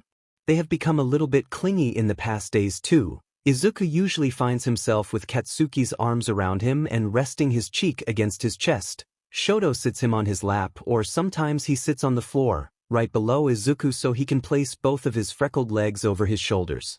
Listen, my day off is tomorrow and I know how busy you two are so I've decided I'm going to spend it inside the apartment and… Shoto and Katsuki look at each other before the blonde pro hero nods. I'll take a day off tomorrow, Izuku. The green-haired man sighs. You're not listening, I'm going to stay inside. So you don't have to worry. The villain could break into the apartment, Shoto argues. Well, but you told me all the other people have been taken from the streets, Izuku protests. So it wouldn't make too much sense to suddenly change their MO for me. You could be right, but that doesn't mean it'd make us feel better. I know we'll both be distracted during work thinking something could happen to you while we're busy doing something else, Katsuki says, voice shaking, red eyes filled with so much worry and fear. Izuku feels immediately sorry. Don't ask me or Shoto to go through that. I won't. It's fine. There are definitely many benefits of having one of his boyfriends home. Although Izuku ends up covered in bite marks the next day, he needs to use a turtleneck to go back to work the next day. I bet I can leave more on him, Shoto says that night, when he finally sees them. Oh, it's on. Katsuki smirks, prompting Izuku to blush to the tip of his ears. He shouldn't feel so flustered at this point, it's not the first time something like that happens after all. Izuku has to use turtlenecks and long trousers for the next days and it doesn't help that his coworkers are constantly glancing at him with smirks on their faces. We're happy for you, Midoriya. Please, stop talking. Izuku is embarrassed, but at least it takes his mind away from all the kidnappings for a while. When another person disappears, Izuku starts worrying again. The situation has gotten clearly worse and everyone is aware of it because that day at work, everyone stays completely silent for a couple of hours. Izuku used to think that his coworkers' constant teasing was a little bit too much and sometimes it irritated him, but right now he misses it. Everything is better than to keep thinking about the victims.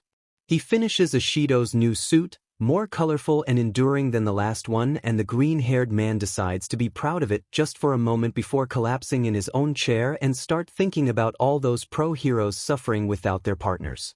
It's a horrible situation. It's getting late, Hatsum comments, looking a little bit distracted as well. I think we should go home now. At least in that office, he's the only one who's in a relationship with not one, but two pro-heroes. Which is why it doesn't surprise him when a couple of his co-workers volunteer to take him home or at least wait with him outside until Izuku's Uber arrives. There's no need, Izuku assures them with a dismissive gesture of his hand. They'll both come to pick me up. His co-workers look much more relaxed, but a couple of them stay with him until the two pro-heroes arrive. Izuku really appreciates it. They used to get out and have dinner in their favorite restaurant at least once a week, but Izuku knows they're too nervous and concerned to even suggest something like that. However, they do kiss and hug Izuku like they usually do before leaving the building.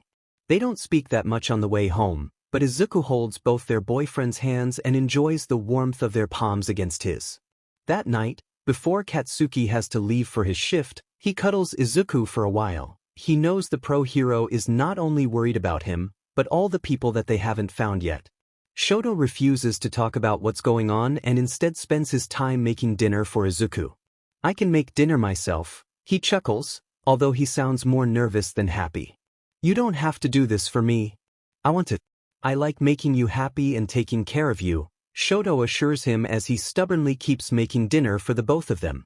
They have dinner, but they're quiet most of the time, except for that moment after Shoto gets a call from Katsuki, asking about Izuku.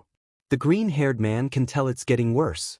I'm fine, he finds himself saying, holding Shoto's phone in his hand. I know, Katsuki says. I just wanted to hear your voice. It's really difficult for Izuku to get mad at them for being overprotective when they're that sweet. Take care of yourself, Kaken. I will. Hey, how is everything going? Have they found the people yet? Before Katsuki can say anything, Shoto snatches his phone away. Izuku narrows his eyes at him. He whispers something before ending the call. Izuku crosses both arms over his chest, still frowning at his boyfriend. You know we can't tell you anything about the investigation, love. I'm just worried about the people. We are too, Shoto assures him, getting closer to him. Izuku sighs after seeing his sad puppy face and lets the pro-hero pull him into his arms. Later that night, as they lie into each other's arms on the bed, Shoto gives Izuku a kiss on the back of his neck. I don't think we'd stay working as pro-heroes if something happened to you. He confesses in a whisper. It's like he doesn't want Izuku to hear it, but he can't help but say it out loud. What do you mean? Izuku asks, turning around on the bed to look at Shoto in the eyes. He shakes his head, refusing to answer, but he gives Izuku another kiss instead, this time on his forehead. There are shadows in his eyes that Izuku doesn't like. Nothing is going to happen to me, he promises in a whisper, even though they both know he can't. Instead of sleeping like he should, Katsuki takes Izuku to work early in the morning. He's still wearing his hero suit and he's clearly tired, but it doesn't matter how many times Izuku insists he'll be fine, the blonde pro-hero refuses to listen to him. He had a silent conversation with Shoto, right before he left for work. Izuku just watched feeling helpless. He doesn't like that feeling. When he was just a kid he suffered because he was quirkless, thinking he'd be useless his whole life. Of course he was wrong because nobody is useless. However, that motivated him to study engineering and design in order to work on hero suits and making new gear for them. For years, that made him feel good with himself. Helping the pro-heroes in something so important to them was everything for Izuku. But now that feeling of helplessness has come back and he's not that sure he likes it. Maybe he's just overreacting, perhaps it's just his anxiety speaking. You seem more concerned than a couple of days ago. What do you know?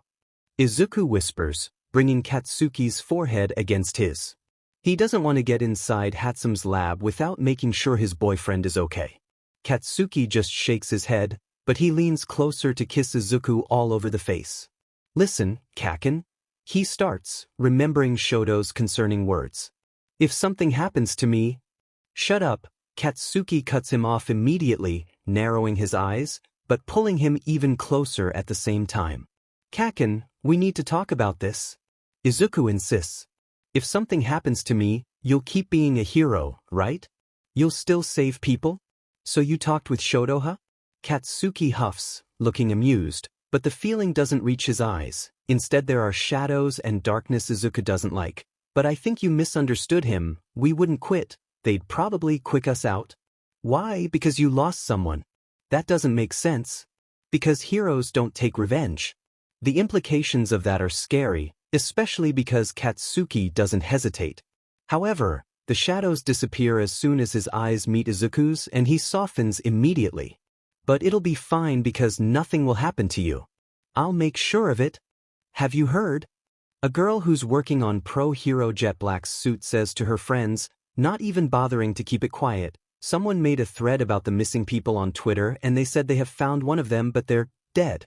Izuku pales. He sits back on his seat, wondering if that's true and how their partner must be feeling at the moment. If what she's saying is true, it'd make so much sense for Shoto and Katsuki to be acting like that. So the villain is not only interested in kidnapping, they want to kill their victims. For what? Is this some type of revenge against the hero community? Against the system? Or they just want to cause chaos to get the pro-heroes distracted? Midoriya. Izuku snaps out of it when one of his coworkers touches his shoulder gently. He gasps like he needs air and realizes that everyone is looking at him with concern. I'm sorry, the girl apologizes, although he doesn't understand why. I forgot. Sometimes I forget you're dating them. It's fine. He assures her, making a dismissive gesture with his hand and trying to pretend he's focusing on his work instead. I'm fine. I hope they find the others safe and sound soon. Then there comes the silence. The uncomfortable silence Izuku has learned to dislike. It makes him feel bad and a little bit nervous. Part of him wants his two boyfriends to stop treating him like he's made of glass and another part of him is scared and concerned. What's going on? Why would anyone do something like that? He knows he shouldn't trust a thread on Twitter, but when his boyfriends come to look for him, he has the feeling that everything is true. It's written all over their faces. I want to spend time with you too, he says suddenly, prompting them to look back with confusion. He doesn't blame them. Outside our apartment. Let's go out for a while. Izuku, please, Kaken. Only for a couple of minutes. They have another silent conversation before they both nod. Izuku doesn't know how to feel about that yet. He understands they must keep a couple of things from him, especially about an investigation as important as that one, but at the same time he feels left out from certain parts of their relationship. It's like they don't completely trust him anymore. They take him to the top of their favorite building. The sky is beautiful and for a moment it's all that matters. It's like nothing is wrong. But it lasts only a couple of seconds. Izuku sits in the middle of them and takes a deep breath before looking from one to another and giving them a kiss. Is it true you found one of the missing people? Are they dead? Shoto stares at him in shock and worry while Katsuki curses under his breath, although Izuku can perfectly hear him. Where did you? A coworker read a thread on Twitter. Those fuckers. Who's leaking information? So it's true. Izuku sighs. He would have liked to hear it from them first. So is the villain killing them? We shouldn't? Izuku cuts Shoto off with a hand gesture. Honestly, he's getting tired of being kept in the complete dark. It's hurting him. How do you expect me to take precautions if you don't tell me anything? He takes a deep breath, trying not to tear up. Maybe he's overreacting, but he doesn't feel that good that night. I would never post any confidential information if that's what you think. I know how to keep a secret. Finally realizing how upset he is, Katsuki leans to stroke Izuku's cheek, but he moves away. Listen, I understand that you cannot tell me everything. You're probably working on another cases that I know nothing about and that's fine, but I feel like this time I deserve to know a bit since I could be their next target. Shut up, Katsuki almost growls, looking suddenly distressed. Izuku wonders if he was the one who found the body. We just want to protect you. From the truth. Izuku pinches the bridge of his nose, feeling suddenly exhausted. Maybe this was all a mistake. Perhaps he's not suited to be in a relationship with any pro hero, let alone two. Listen, I know you both have a day off tomorrow, so we can talk about this then. We won't be taking days off anytime soon, Katsuki grumbles then, looking away from Izuku. We need to find this fucker as soon as possible. And you didn't think about mentioning this to me? He should stop talking, otherwise he's going to have a breakdown in front of them. We discussed it, but not with me. Izuku gets up and notices how both of them almost jump because they're afraid he might fall. He rolls his eyes. I feel like you haven't had a proper conversation with me in weeks. Relationships are not just about physical intimacy. We need to talk. Talk to me. They look at each other then, having yet another silent conversation he's not allowed to be part of. Izuku's lip trembles, but he stops himself from sobbing. He's never felt so left out before. Is he being unreasonable? He can see how tired and concerned they are. Izuku, this case has been particularly difficult for both of us. But as soon as this is over, does it mean that every time they have a case like that and they fear for his life they'll stop talking to him? Izuku is not sure he wants something like that in their relationship. It's okay. We'll talk when you two have time. Katsuki has to go to work, so he tries to kiss Izuku goodbye, but the green-haired man is too overwhelmed by his own feelings to do that. He moves out of the way again. When Shoto and he are back home, the pro hero offers to make dinner for him, but Izuku is not actually hungry. It's fine. I'll take the other room tonight, Izuku mumbles, before closing the door after getting inside. Shoto must know how upset he is because he doesn't even protest. Is he being fair? Is it okay to worry about something so trivial as lack of communication when someone just died? Izuku buries himself under his favorite blankets and lets a couple of tears escape from his eyes before falling asleep. When he opens his eyes, he realizes he didn't actually rest at all, and somehow hearing Katsuki and Shoto whispering outside doesn't do him any favors. I made breakfast, Shoto mumbles almost shyly as he follows Izuku as soon as he steps outside the other bedroom. Thanks, but I'm not hungry. I'll just take a shower, Izuku says. He doesn't even have the energy to pretend to be happy. Over Shoto's shoulder, he notices Katsuki standing, looking like at him with the closest to a kicked puppy expression he can make. Izuku also notices the scratches all over his shoulders and has the temptation to ask how his shift went. He must be exhausted. Come on, sit on the couch, he sighs. Katsuki nods, perhaps sensing that arguing with Izuku won't do any good at the moment. He sits quietly and lets Izuku patch him up.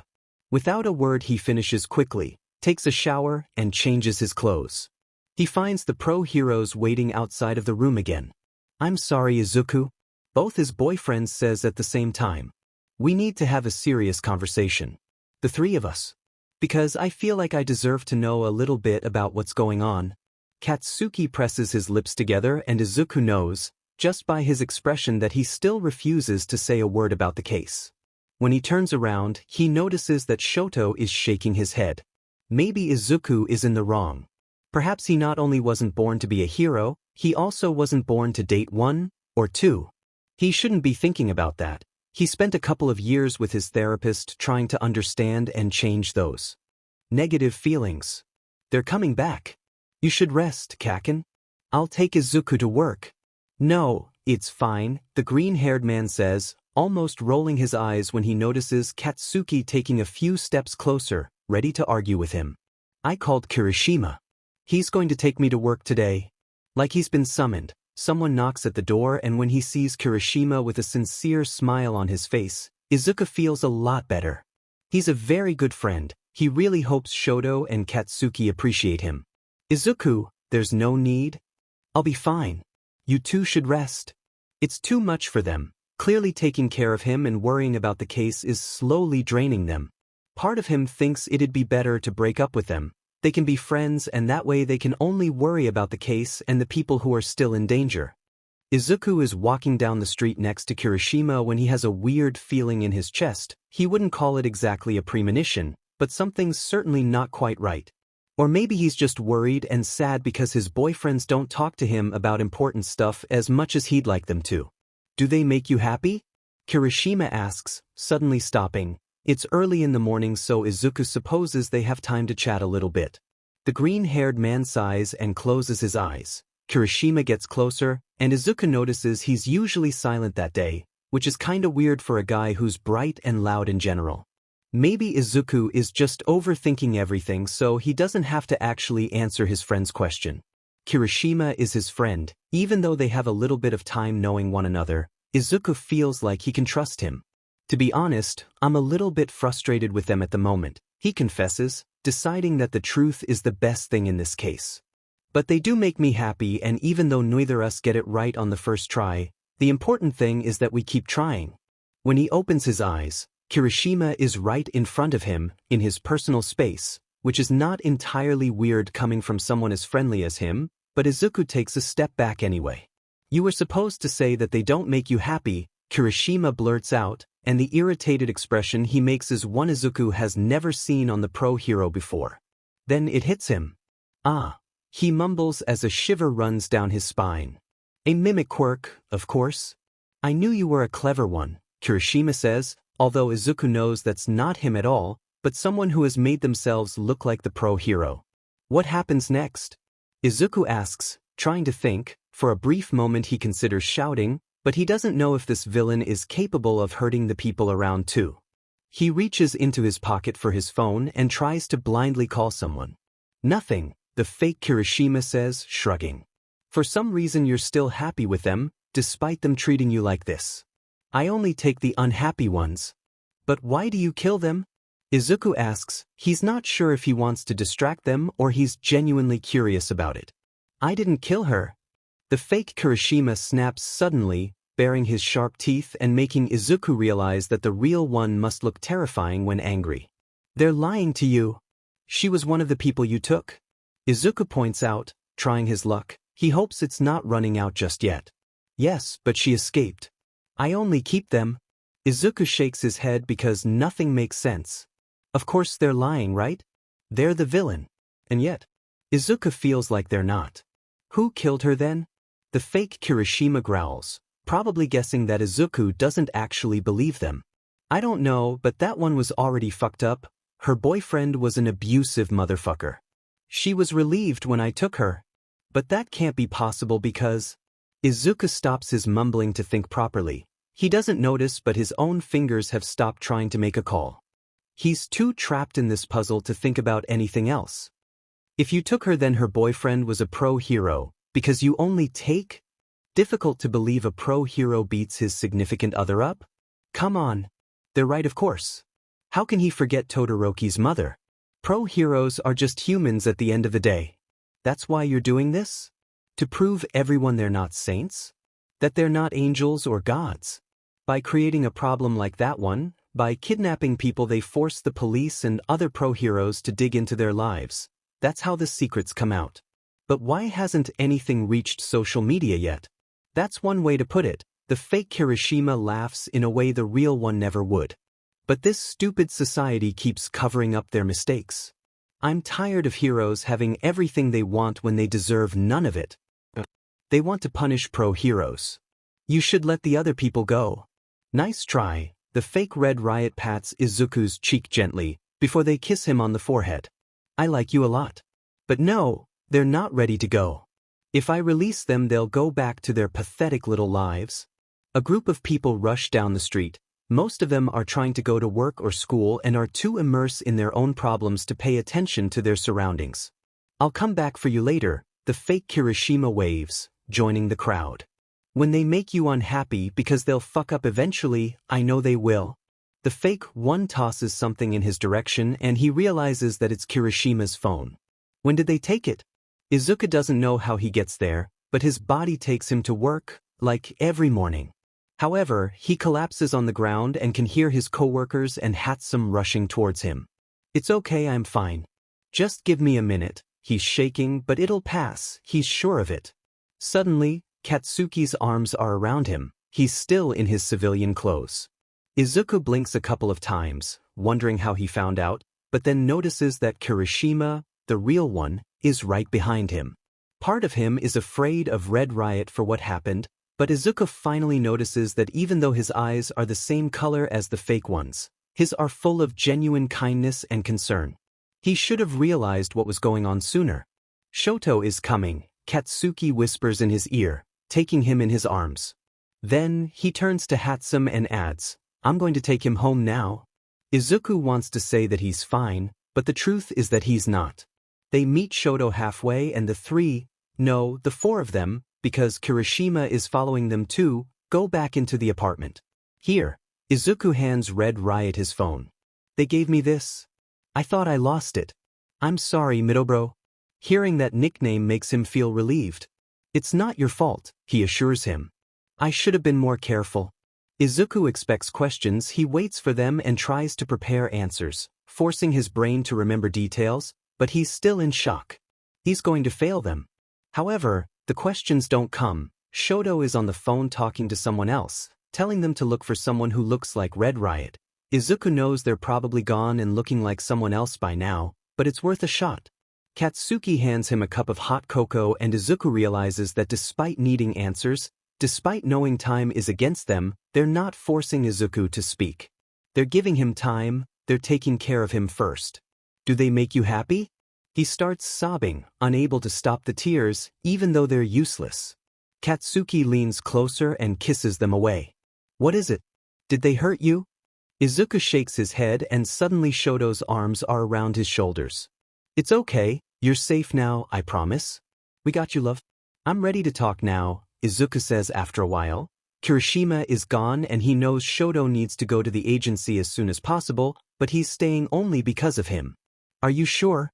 Katsuki asks in a whisper, almost like he's afraid of hurting Izuku with his voice. Izuku usually doesn't like to be treated like something fragile, but he can tell they're both as scared as he is. We thought we were going to lose you, Shoto mumbles then, kneeling in front of the couch Izuku is sitting on. I'm still here, he mumbles, pulling the blanket closer to him. Then, after taking another sip of his hot cocoa, he tells them everything that happened. Well, most of it. They take the people that are unhappy with their pro-hero partners. Shoto starts talking to himself, pacing around the room. But why did they want to take you? Are you? Katsuki doesn't finish the question, but he looks miserable. I'm sorry, Izuku. He pulls the blonde into his arms, knowing he hasn't slept since his shift ended. They didn't take me because I'm quite happy with you too, even though you frustrate me sometimes. I'm sorry, they both apologize again, probably thinking about their latest argument. We were wrong about trying to shield you from everything, even the information that could have prevented this incident, Katsuki blurts out. But it won't happen again. You're part of this investigation now, Shoto says then, and after giving Izuku a kiss on the cheek he adds, and we'll try to talk things out more often. Izuku takes a deep breath, feeling like a weight has lifted from his shoulders. Thank you, that's all I want. Now I need to go to the office to look into the girl's death again. Do you believe what they told me? Not really, but if they said that it's probably worth a shot looking into it. Can I see what you have on the case so far?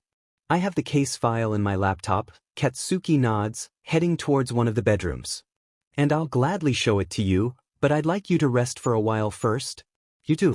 You haven't slept. Izuku scolds him.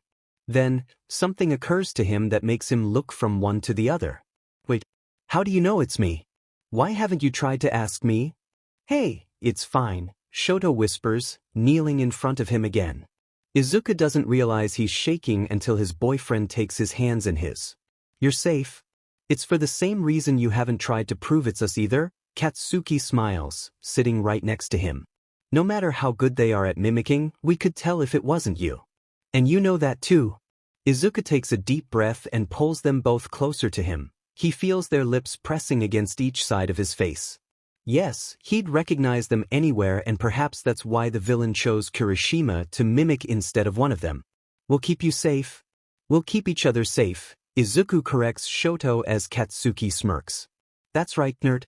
Without even noticing what he's doing, Izuku starts pacing around the room. The blanket is still over his shoulders, firmly wrapped all over him. And then he starts rambling like when he was a teen and wanted to analyze a particular quirk out loud. So we know they can mimic another person and make themselves look exactly like them, he mumbles, ignoring the concern written on his boyfriend's faces. But we don't know to what extent, I didn't see them use Kirishima's quirk while I was with them. We also don't know. Izuku, I think you should rest for a while first. We can discuss this later, Shoto says, stepping a little bit closer to him, but he gets ignored again. We don't know how they mimic them. Do they have to touch them? Look at them? Is there another way to activate their quirk? And they probably didn't choose the victim's partners but their friends, so they didn't notice there was something weird going on immediately. Izuku! Katsuki is suddenly in front of him, hands over his shoulders, narrowing his eyes. Go to sleep. You need to. His irritated voice and the light touch is enough to snap Izuku out of it. You're right, sorry. He nods and sees the moment Katsuki's attitude changes immediately. There's only concern in his red eyes. I'm sorry, but you were... It's okay, I understand. Listen, Izuku, I know what you were trying to say and I think it's a good idea to look into, Shoto assures him. I'll try to get someone to find something about mimic quirks, alright? But for now I want to focus on who found the body of the girl because there's nothing on the record. Izuku starts rubbing his temples because that sounds like a nightmarish amount of work and for a moment he's glad that's not his job. Is he making them work even more for his silly theories? Maybe he should calm down. It's obvious they know more about it than he does. Perhaps? It's okay, they're good ideas. Shoto cuts him off, as if he's been reading his mind. He kisses him on the lips before adding, now get some sleep. Izuku is tired, but it's still early, he should be at work, although he understands why he can't go back that day. Kaken should sleep first. I'll stay awake. Nah, I'm not going to sleep if Shoto leaves. I won't. We said we'd take care of each other, Izuku reminds them, narrowing his eyes at Katsuki. Trust me. Besides, we're inside the apartment and I don't think they'll come back anytime soon. Shoto gives in first and gives Izuku a hug. Okay, but if anything happens, call me, alright? I will. He leaves. Katsuki is still frowning. Izuku knows he's stubborn, but he can be that too, when it's necessary. I don't want anything to happen to you. You know that, right? I appreciate your concern, Izuku assures him, feeling a lot less irritated now. He even gives Katsuki a kiss on the cheek. But I can take care of both of us. I won't leave the apartment. Right? Fine, I'm sorry, Katsuki nods, finally giving in. I'll go to the bedroom and try to get some sleep. That's my Kaken. Katsuki can't even hold back a smile. He pulls Izuku into his arms and gives him a kiss on the lips. But what if I want you to come with me? Sleep first, Izuku says firmly, even though that sounds tempting. When it's time for Izuku to sleep, he finds himself staring at the ceiling for a couple of minutes, wondering about the stranger's quirk. That's not his job, he knows that, and instead he should focus on work or actually thinking about something relaxing for once, but he can't.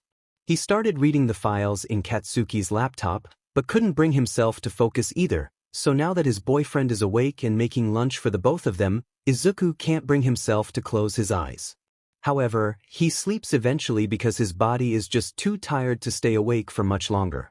But he doesn't have good dreams. He's in a labyrinth full of mirrors and from one of them comes out an Izuku that even though looks exactly like him is also completely different. When the Izuku from the mirror starts chasing him and calling out his name he runs, but there's nowhere to hide and... Izuku! He's getting closer. Izuku doesn't know what to do or why this is happening to him. Izuku, wake up!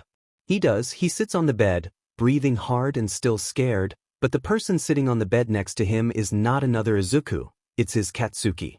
Kaken! Shoo! It was just a nightmare, Izuku. Katsuki hugs him and Izuku must admit that he even pulls him closer because his scent makes him feel better. I'm sorry, I'm fine.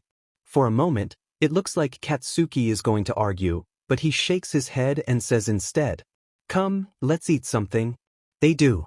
Izuku feels better afterwards and even manages to relax as they both watch one of Izuku's favorite All Might movies. The next time he goes to sleep, he's in Katsuki's arms and he doesn't have bad dreams then. The next time he wakes up, Shoto is back and Katsuki gives him another kiss before going to work. It takes a little bit to convince Shoto that he's ready to go back to work too, but he manages it, although his pro-hero boyfriend is determined to take him himself this time. Izuku doesn't even protest because he understands. He's nervous too.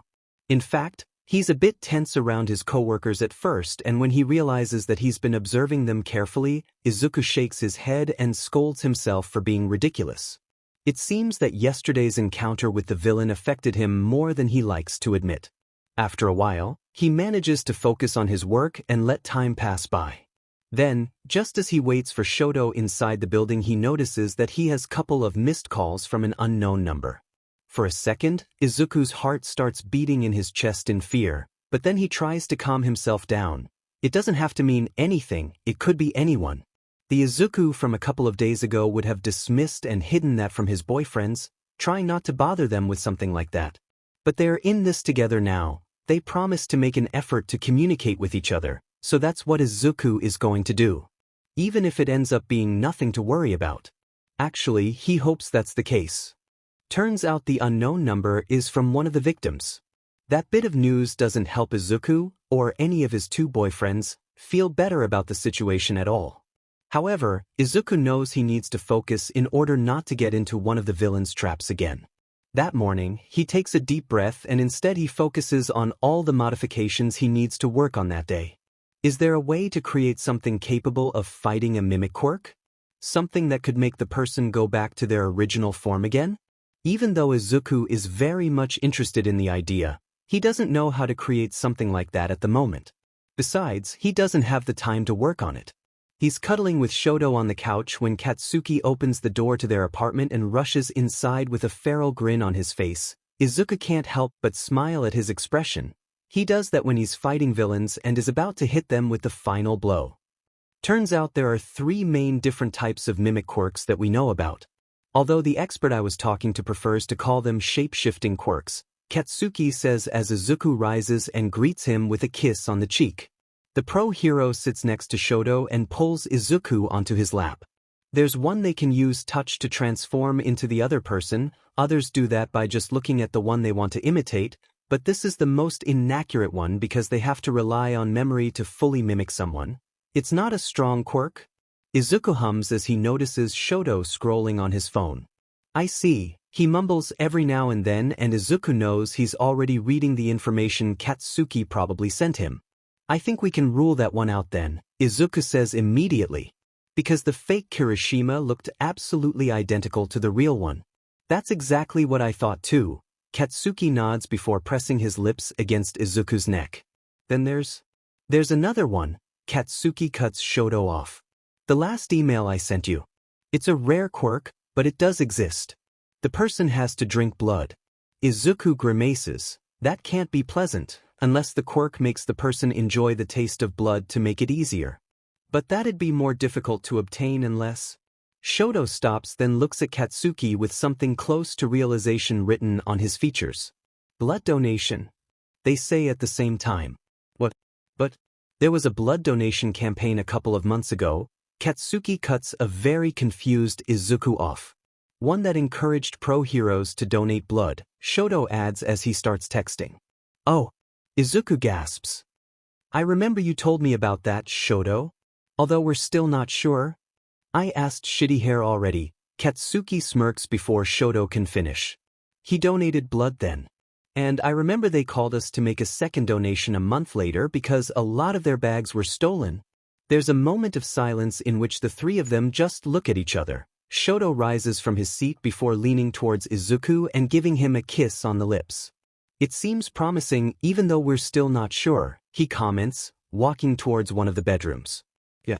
Haven't asked other pro-heroes yet, but I will. Katsuki says, pulling Izuku closer to his chest and nuzzling against his cheek.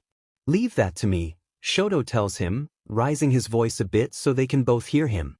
I have to go back to the agency anyway. Izuku has never heard about a mimic, a shape-shifting quirk that needs blood consumption in order to activate. It's interesting and a little bit disturbing at the same time. Even though he knows they can't be sure the villain they're looking for has that quirk, Izuku has the feeling that Katsuki is on the right track. Suddenly, Katsuki distracts him by giving him a deep kiss on the lips. I'm going to take a shower. When I come back I'll make breakfast and you'll stop thinking about that. You need to rest, Izuku protests, pouting. And you need to relax, Katsuki retorts, although he looks actually amused when he says it. It must be the fact that he's been a pro hero for a while now, but he doesn't look as tense as Izuku feels at the moment. Maybe he's right, he needs to relax a bit. Here it is. Izuku smiles at the undeniable squeak of delight coming from the invisible girl. The hero suit Izuku designed and made for her, that took months to get right, is one of the things he's the most proud of. It's a very light green and silver suit, because Hagakure mentioned she loved those colors. However, the best thing about it is that as soon as she puts it on, it turns invisible like me. She squeaks again. It's very comfortable too. I can't believe it. Now I don't have to fight villains naked. Izuku sighs, but the smile on his face doesn't vanish. He's been working on that project alongside his usual work for a while now, and finally being able to see it finished, despite all the things he has on his mind lately, is one of the best things. It takes his mind off what happened a couple of days ago with the villain. But he's honestly exhausted. He gasps when Hagakure hugs him and keeps thanking him for the suit. Well, it's my job. I know. But this is amazing. He blushes bright red when Hatsum tells him Hagakure left a huge tip for him, and even though Izuku is flustered about the amount of money, he immediately thinks about taking his boyfriends to a nice restaurant. The three of them deserve a romantic dinner after weeks of stress and fear. But his excitement fades when he notices the expression on Shoto's face as he picks Izuku up from work. What is it? I think it's better to discuss it when we get home. As soon as they get inside, Izuku knows it's bad because Katsuki is waiting for them in his hero suit. Tell me, he blurts out, unable to wait longer. You remember the victim we found dead? Katsuki asks, looking worried already. Izuku nods, allowing Shoto to pull him closer to his chest. The villain was telling the truth, they didn't kill her. It was her boyfriend. Izuku looks from Katsuki to Shoto, who just nods. But isn't her boyfriend a pro hero? He is, Katsuki confirms. Well, not anymore, we just arrested him, and since he's going to be found guilty he'll lose that title immediately. It doesn't matter, it's going to be hell for all of us as soon as that story comes into the light, Shoto says. A lot of people are going to think all pro heroes are like that and others are never going to trust us again. Do you think this is what the villain wanted all along? I don't think that's the only thing they want, love. Shoto leans to kiss Izuku's green curls. It seems that the good news about his big project can wait. Now it's not the time. The next day, the news about the pro hero and his partner is all over Twitter and it's absolute chaos. Izuku had promised his boyfriend to stay away from social media for a while, and even though he did, he found out what happened anyway. His coworkers are very curious after all, and like most people, they like to talk about what's going on in the world during work hours. Some of them start getting worried about him. How is everything going with your pro heroes? A woman asks, trying to sound casual, but the truth is that she's been tense since everyone began talking about what happened to the poor girl. Oh, it's because if you're in trouble or need anything you can tell us, right? Another coworker cuts him off. Now, Izuku knows they mean well and they're worried about him, but at the same time he has the sudden urge to defend his boyfriends. Fortunately, someone else speaks before him. We've known Midoriya for a while, a female coworker says, narrowing her eyes a little. I think he would tell us himself if he felt unsafe in his own home. And we have also met those two pro heroes. We all know they adore him and they're good people, so we all should calm down and trust them. After he watches them all nod, Izuku relaxes and can't help but smile at them because at the end of the day, they're just concerned because they care about him. You don't need to worry so much about me, although I appreciate it, he says with the same soft smile on his face. Kaken and Shoto are amazing boyfriends and they would never hurt me. After that, everyone goes back to work, although Izuku has the feeling that other people won't react the way his coworkers did to a simple explanation. Despite wanting to stop talking about it, Izuku needs to know what they're going to be facing against. Is it bad? He asks after a while, and he knows he doesn't need to be specific. Everyone is aware what he's talking about. Are they mad? It's complicated, one of them says. You know how it is. There are people already who claim we should never trust pro heroes again and that we don't need them to protect us, she sighs. But it's not all of them, says another woman. There are people defending them on social media. I see. Izuku takes a deep breath, feeling exhausted already. He knows it's going to be difficult because no matter how many or little people believe that pro heroes are bad, it doesn't take too much to unfold chaos and make good people doubt them. He just wants to go back home and cuddle with his two boyfriends for a while and have a nice, romantic dinner with them, but he knows it won't be possible at the moment. He'd love for them to take at least one day off, but he knows none of them would want that given the situation. That day, Katsuki picks him up from work. He takes Izuku in his arms and carries him all the way to their apartment. I was thinking, none of that today, baby. Izuku nods. Perhaps they all need a break from the situation, at least for a couple of hours. When they reach home, the first thing Izuku sees upon walking inside is Shoto with a big bouquet of flowers. The green-haired boy blushes to the tip of his ears like it's the first time that happens. What? For a moment, Izuku thinks he completely forgot about an important date, but gets distracted when Katsuki pulls him in his arms again before giving him a kiss on the cheek. Then Shoto gives him a kiss on the lips. Hagakure told us about the suit, the pro hero with mismatched eyes tells him, with a fond smile on his face. Why didn't you say anything? You two seemed too busy with the case. I didn't want to. Stop it, nerd, Katsuki cuts him off, before giving him another kiss. We'll always have time for you. We want to hear about the things you do. We're so proud of you, Shoto nods, cradling Izuku's face in his hands. At that moment, Izuku smells something delicious coming from the kitchen. We'll have one of those romantic dinners you love so much, Izuku, Katsuki says, rolling his eyes playfully, pretending he doesn't enjoy those moments as much as Izuku, like he always does. And we're both taking a day off so we can be with you tomorrow. Izuku looks from Shoto to Katsuki and puts his arms around them both. He can already feel tears sliding down his face, but for a moment, none of their problems exist. Thank you. You're such a crybaby, you know that, nerd?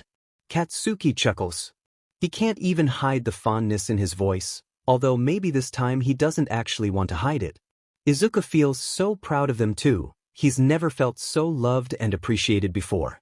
Besides, he's so glad the villain is wrong about them. They always try to do their best to make him happy. Izuku couldn't ask for better boyfriends. At that moment, he realizes he wants to be with them for the rest of his life. Izuku wakes up in the middle of his two boyfriends and with a smile on his face. It's not like he has forgotten everything that's going on, but at least he feels really hopeful now. He gets up from bed and Katsuki follows him right after. The both of them make breakfast for three. During the morning they talk about anything but the villain who's been causing problems and they haven't found yet. Shoto mentions something about getting them all house and perhaps a pet. Katsuki glares at him, but Izuku can tell he's not actually that opposed to the idea of adopting a pet. The three of us work all day. We could take care of a cat, Izuku says, getting excited already about the idea of a pet. Look at what you've done. Katsuki rolls his eyes, right before glaring at Shoto. He's all excited and happy already. Now we'll have to get a cat. We can discuss it first. Izuku tells them, but Shoto is smiling and Katsuki is trying really hard not to do the same as well. You should know already, Shoto says, getting closer to give him a kiss on the forehead. We always do what makes you happy. Even though he's been living with them for a while, Izuku blushes to the tip of his ears. It doesn't help that he notices Katsuki smirking at him. What about what makes you happy? I don't want you to do something you don't. We love to make you happy, Katsuki cuts him off, making him gasp. He rolls his eyes again before cradling Izuku's face in his hands and giving him a kiss on the lips that makes him a little bit dizzy for a few seconds. You should know that. Izuku starts tearing up, not caring if Katsuki calls him a crybaby again. He's too happy to care about anything else. However, he doesn't call him anything. Instead he hugs him and moves a little bit to the side so Shoto can join. They go outside a few hours later. They see some civilians looking at them and starting whispering, but they pretend they don't notice. It's been a while since they have spent time together without thinking about work or villains, so Izuku decides to enjoy the day as much as he can. They go to a fair and try a couple of rides first. Then Katsuki claims he can win the most prizes for Izuku and Shoto is determined to prove him wrong. Izuku would have stopped them if he didn't know they enjoyed competing against each other for his attention. They keep doing that even though they know Izuku loves them both the same. At some point, Izuku realizes that the people around have stopped looking at them with suspicion and hostility, and now they just stare in awe at the amount of stuffed animals and All Might figures both Katsuki and Shoto are carrying around. Izuku ends up giving most of them to sad kids he stumbles upon in the fair. He keeps his favorite ones and makes sure to give both Shoto and Katsuki a kiss on the lips that makes them blush. Izuku feels a little bit sad when the day ends, but he knows it's not the last time they'll have a whole day just for themselves. Or at least he hopes it's not the last one. It's not that hard to go back to work the next day. He feels refreshed and has all those memories of the day before to make him happy. But then, when his work day is about to end, his coworkers start looking at their phones and some of them even gasp. What's going on? Izuku asks. He always worries about his boyfriends, although he knows if it was something really bad, he would have found out already. The villain freed one of the kidnapped people, a woman, a man says, looking surprised, but also very confused. She seems fine. Breaking his own rule about not checking Twitter, Izuku decides to see for himself what's going on. It seems the woman is now at the police station. There are a few pro-heroes there, including her fiancé. Of course, a couple of journalists are there already and have managed to get information. It seems like she refuses to talk bad about her kidnapper. She believes the villain is a woman, but one of the hero agencies refuses to believe that, considering that they have already discovered the villain can take anyone's form. She claims that the villain opened her eyes about pro-heroes and now she refuses to go back with her partner. The female pro-hero is devastated, but has agreed to let her go back to her parents' house without a complaint. Even though it seems they have good information, Izuku refuses to believe anything completely until he speaks to his boyfriends. Sighing, Izuku puts his phone aside and decides to keep focusing on his work instead. But then someone calls out his name and when he turns around, everyone's staring at him like he grew a second head. What is it? You should check out Twitter again. He does, and there's a video of the woman talking now. The weirdest thing is that it's a direct message for him. The woman, who has probably never seen Izuku in her life, mentions his name a couple of times. She wants to know if you're ready to leave them, Midoriya, the woman says, looking directly at a camera, probably one of the journalist's phone. The first one to post the video. She thinks they're not worthy of you. She says she can help you escape. She gets cut off by a medical professional that claims it's unethical to record her now because she clearly needs psychological evaluation first. Izuku puts his phone away and stares right in front of him, overwhelmed. He doesn't get surprised when Katsuki arrives, wearing his pro-hero suit, or that Shoto arrives a few seconds later. That kind of message coming from a villain is almost like a threat. Although Izuku doesn't feel scared at the moment. Maybe he should. Izuku appreciates the concern and how much his boyfriends care about him too. Sometimes he thinks they overreact, but that's not the case this time. Even Hatsum is glad when she finds both pro-heroes there, and she's the one who suggests they take Izuku back home for the day. The situation has started to bother Izuku. The villain is making sure to disrupt their lives just because they want to prove a point. And even though Izuku agrees that heroes, as well as civilians, are just mere humans at the end of the day, he thinks the villain is letting their hatred and resentment consume them and cloud their judgment. Yes, there are pro-heroes who had made a lot of mistakes and work as full-time heroes for fame and the benefits that kind of life brings instead of actually helping people, but there are others who actually try to improve and genuinely care about civilians. Katsuki leans closer to him and gives him a couple of kisses on his face before leaving him on the couch. I have to go back to work, but Shoto is going to stay with you. Of course, Kaken. Don't worry about me. He'll be fine. Shoto nods as he heads to the kitchen to start cooking dinner.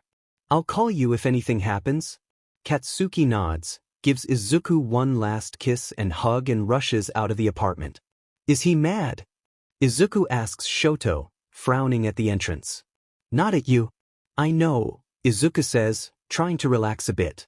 He can tell when both of them get mad at him, although it's not that often. Even though he knows work can get complicated if we make it personal, he can't help getting angry with the villain for targeting you. Shoto takes a deep breath before adding, I'm angry too. Although you shouldn't worry, we both know that could be a disadvantage for us. We're trying to remain as professional as possible. I trust you, Izuku says sincerely. I'll be back, I'm going to take a shower. Of course, love. Izuku is getting angry and frustrated with the villain too. He just wants a happy life with his boyfriends, although that seems almost impossible these days. They have dinner without mentioning anything about what happened that day, and Izuku stays out of social media for a while. Perhaps it'd be better for them to discuss about the situation once Katsuki is back. Because Izuku has started to think that he might be able to help with the investigation after all. If the villain is too focused on him and wants to convince him his boyfriends are actually bad, maybe they can use that to their advantage. Although he knows it won't be easy to persuade his boyfriends to go along with his idea once he explains to them how it could work. I think you should use me as bait? No. Are you crazy? Izuku takes a deep breath and pinches the bridge of his nose because even though part of him knew what they were going to answer, it's still difficult for him to see how opposed they are to his idea. Or maybe he shouldn't have started with that. Katsuki is already frowning and Shoto has crossed his arms over his chest. Maybe Izuku should wait for Katsuki to rest for a while, but at the same time he knows they should act as soon as possible. Besides, Shoto has to leave in a couple of hours. I'm not saying I should go on my own and look for them myself, but I think we should start pretending that our relationship is falling apart. For a second, Izuku thinks he sees them flinch and look back at him in pain. You know I love you. We're just going to pretend. Why?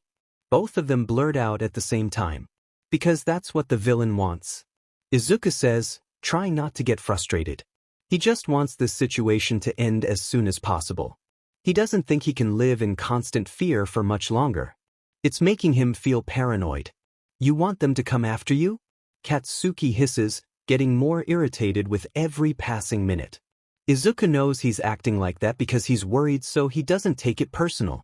Of course not, Izuku says after a while. But they'll probably try to reach out to me, and that's when you two can try to find them.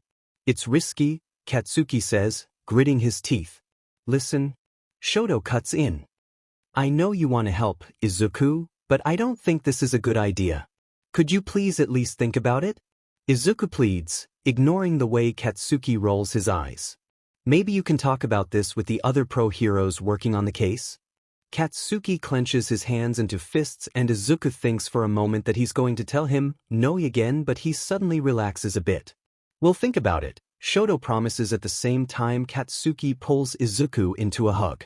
You're a crazy nerd, he mumbles, but this time he smiles and gives Izuku a kiss on the lips. That's why you like me, Izuku chuckles, right before reaching out to Shoto and taking his hand. That's why you both like me. It's not the only thing, Shoto says, trying not to smile.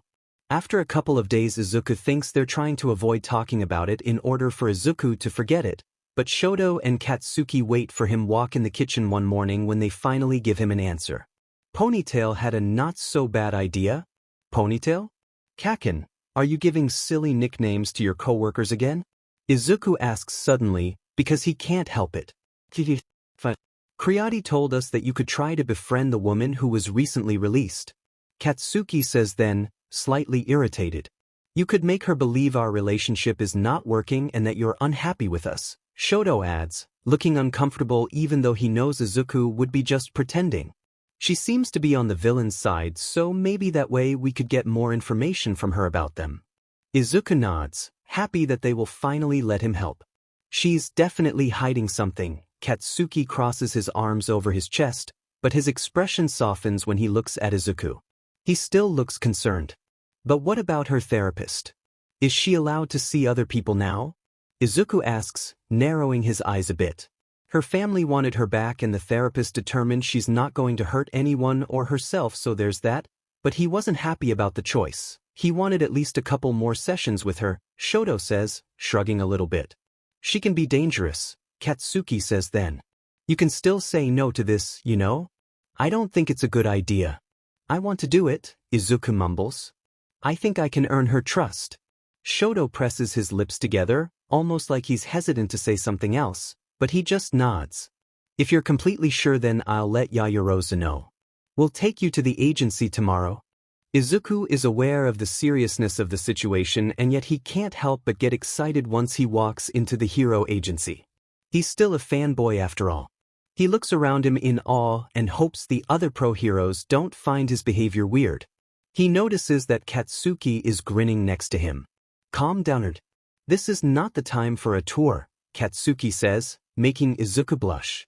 When he notices it, he chuckles and pulls him closer to him. Right, sorry. Izuku says, although he gets a little bit nervous when they get inside an office. Shoto is already there, speaking with Creati. Both his boyfriends must know him pretty well because Shoto smiles knowingly when he sees Izuku's expression. Oh, I remember you, cutie. Creati comments when she finally notices him. You guys are so lucky. What? Shoto rolls his eyes at Katsuki's reaction, although he's a little bit tense too. He even gets slightly closer to Izuku. Now it's time for Creati to roll her eyes. Relax, you two. You know I have a girlfriend. It seems that both pro-heroes suddenly remember about her girlfriend. Izuku ignores them for a moment and walks towards her. He remembers her, although she looks different wearing her hero suit. He probably saw her just once or twice, but he liked her. Thanks for helping me with this. Creati smiles at him, gently patting his head like he's her younger brother. Izuku is pretty sure they're the same age, but he's not going to protest because she's an amazing pro-hero and he's excited to be around someone like her. Nonsense, you'll be the one helping us. She explains that they've been keeping an eye on the victim and her family. She keeps claiming she's alright, and even though at first the therapist said he didn't find anything in her behavior to indicate she could be a danger to anyone else, there's something that still bothers him. They live in this part of the city. It seems she goes out often to the shopping center nearby and goes to the park with her family. She explains. Since we want this to look casual, you should start going to these places every day, but don't interact with her or her family right away. It has to be natural, or at least make it look like it.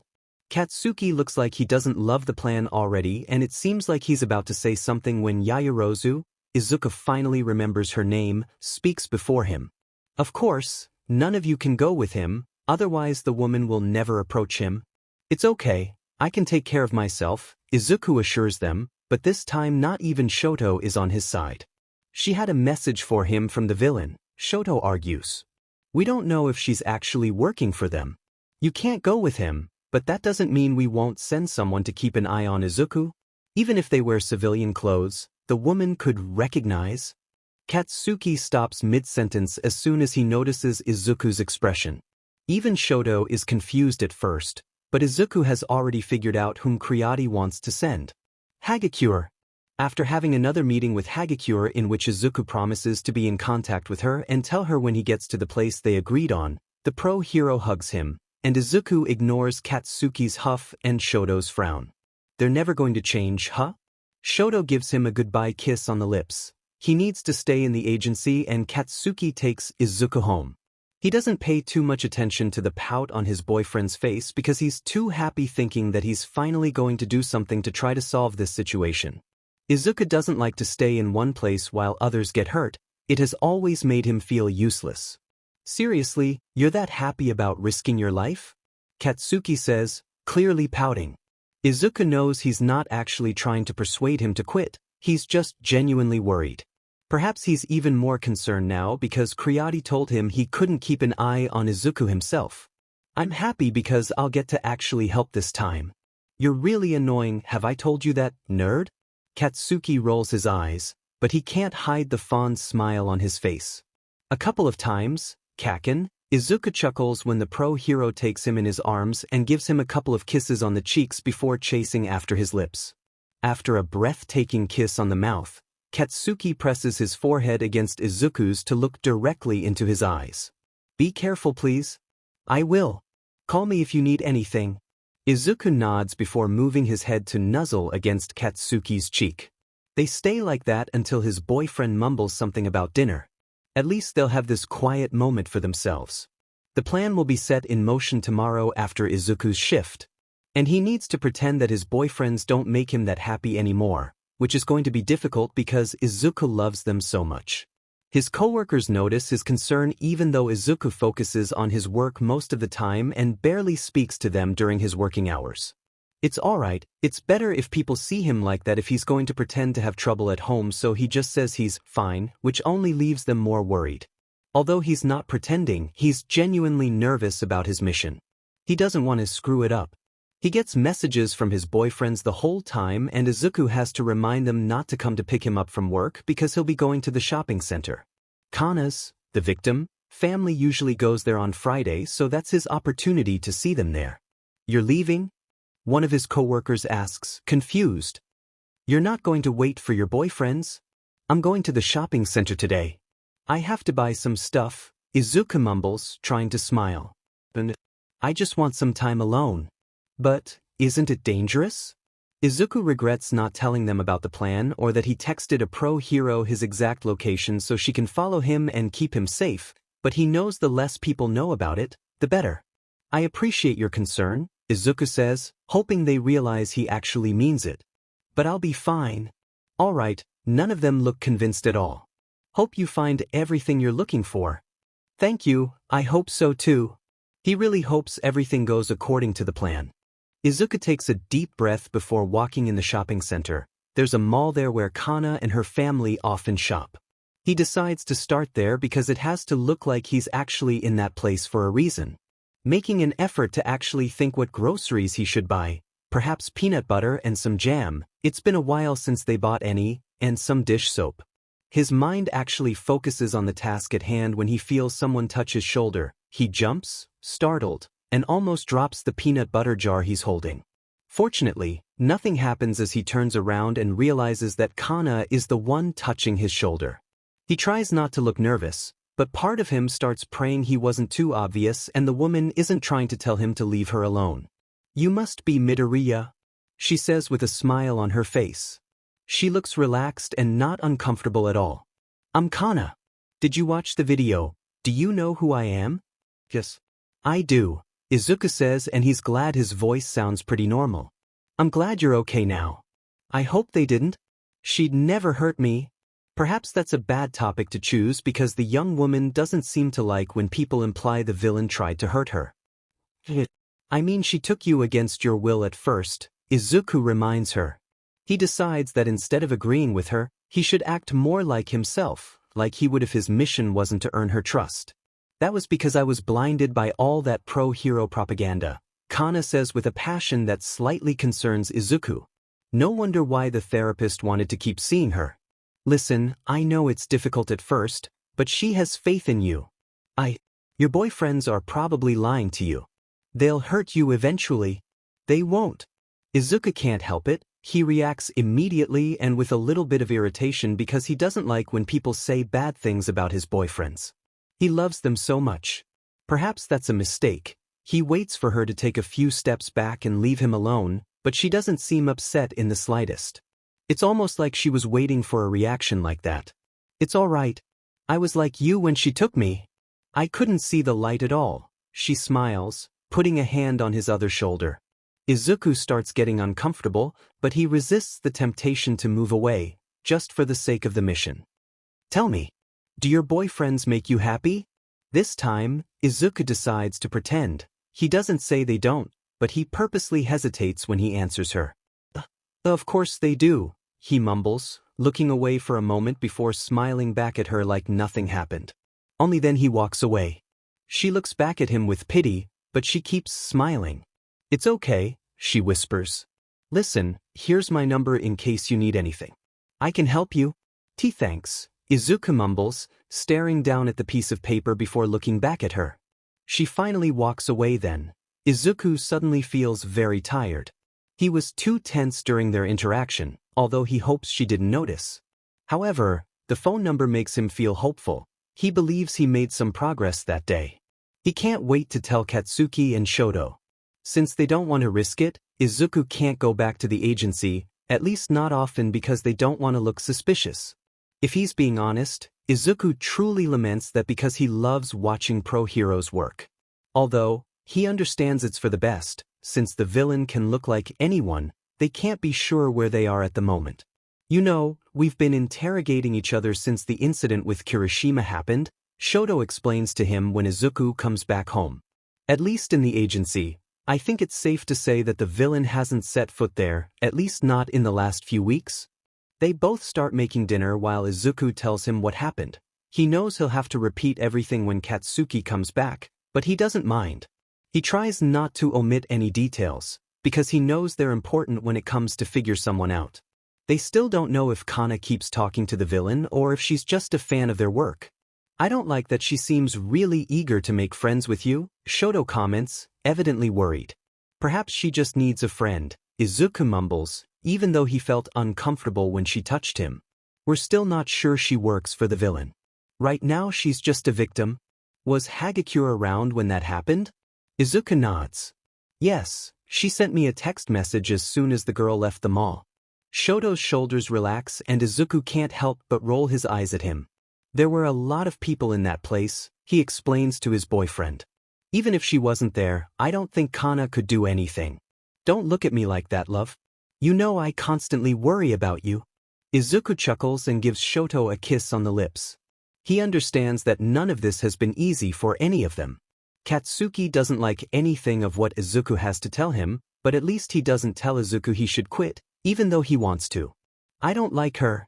You don't like her because you're worried she could be dangerous, Izuku argues, but this time the blonde pro-hero shakes his head. No, that's not it. I have a bad feeling about her. I have had it since they released that video of her talking about the villain.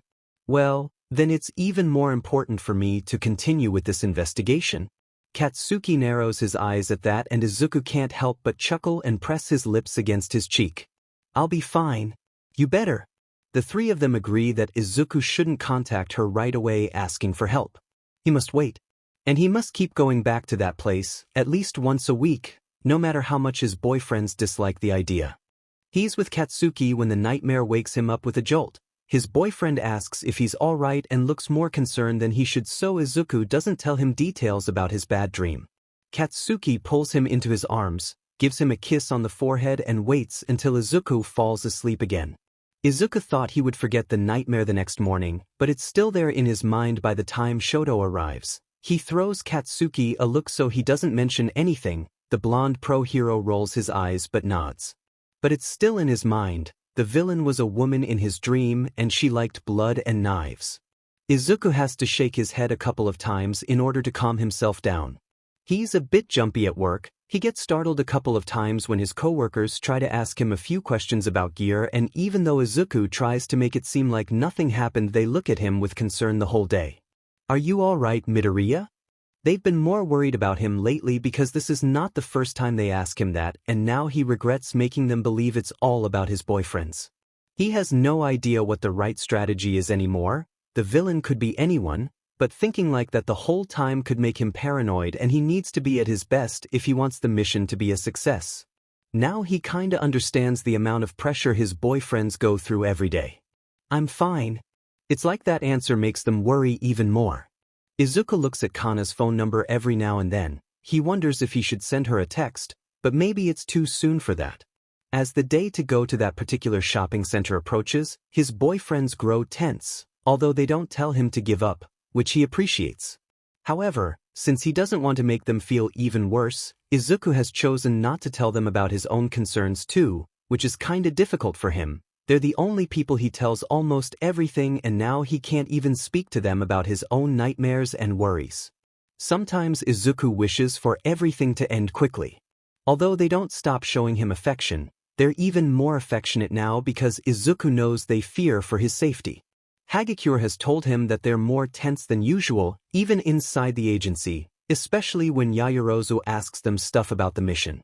Izuku makes them breakfast for a couple of days and gives them a lot of kisses before they leave for work to make them feel better and show them how much he appreciates them and loves them. It certainly cheers them up, although they can't stop getting worried. It's that day of the week again. Both Shoto and Katsuki give him extra hugs and kisses that day, even though they don't say anything to him. But Izuku knows they're worried. Hagakure sends him a text informing him she's going to be following him, and Izuku feels a lot better after reading it.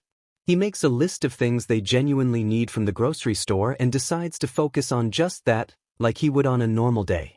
It's all right. It'll be fine. Izuku's coworkers keep looking at him with concern, but he doesn't have the energy nor the time to worry about that then. He gets ready and keeps his phone close the whole time. He's not sure why he's so nervous that day. Last time it went well and Kana was obviously kind to him. But there's something about her. Izuku can't put his finger on it. Midoriya. I'm so glad to see you here again. Kana startles him. She approaches him almost the moment he walks in the store. Hi. Yeah, me too. Izuku smiles, hoping it looks genuine. He starts walking towards the noodles.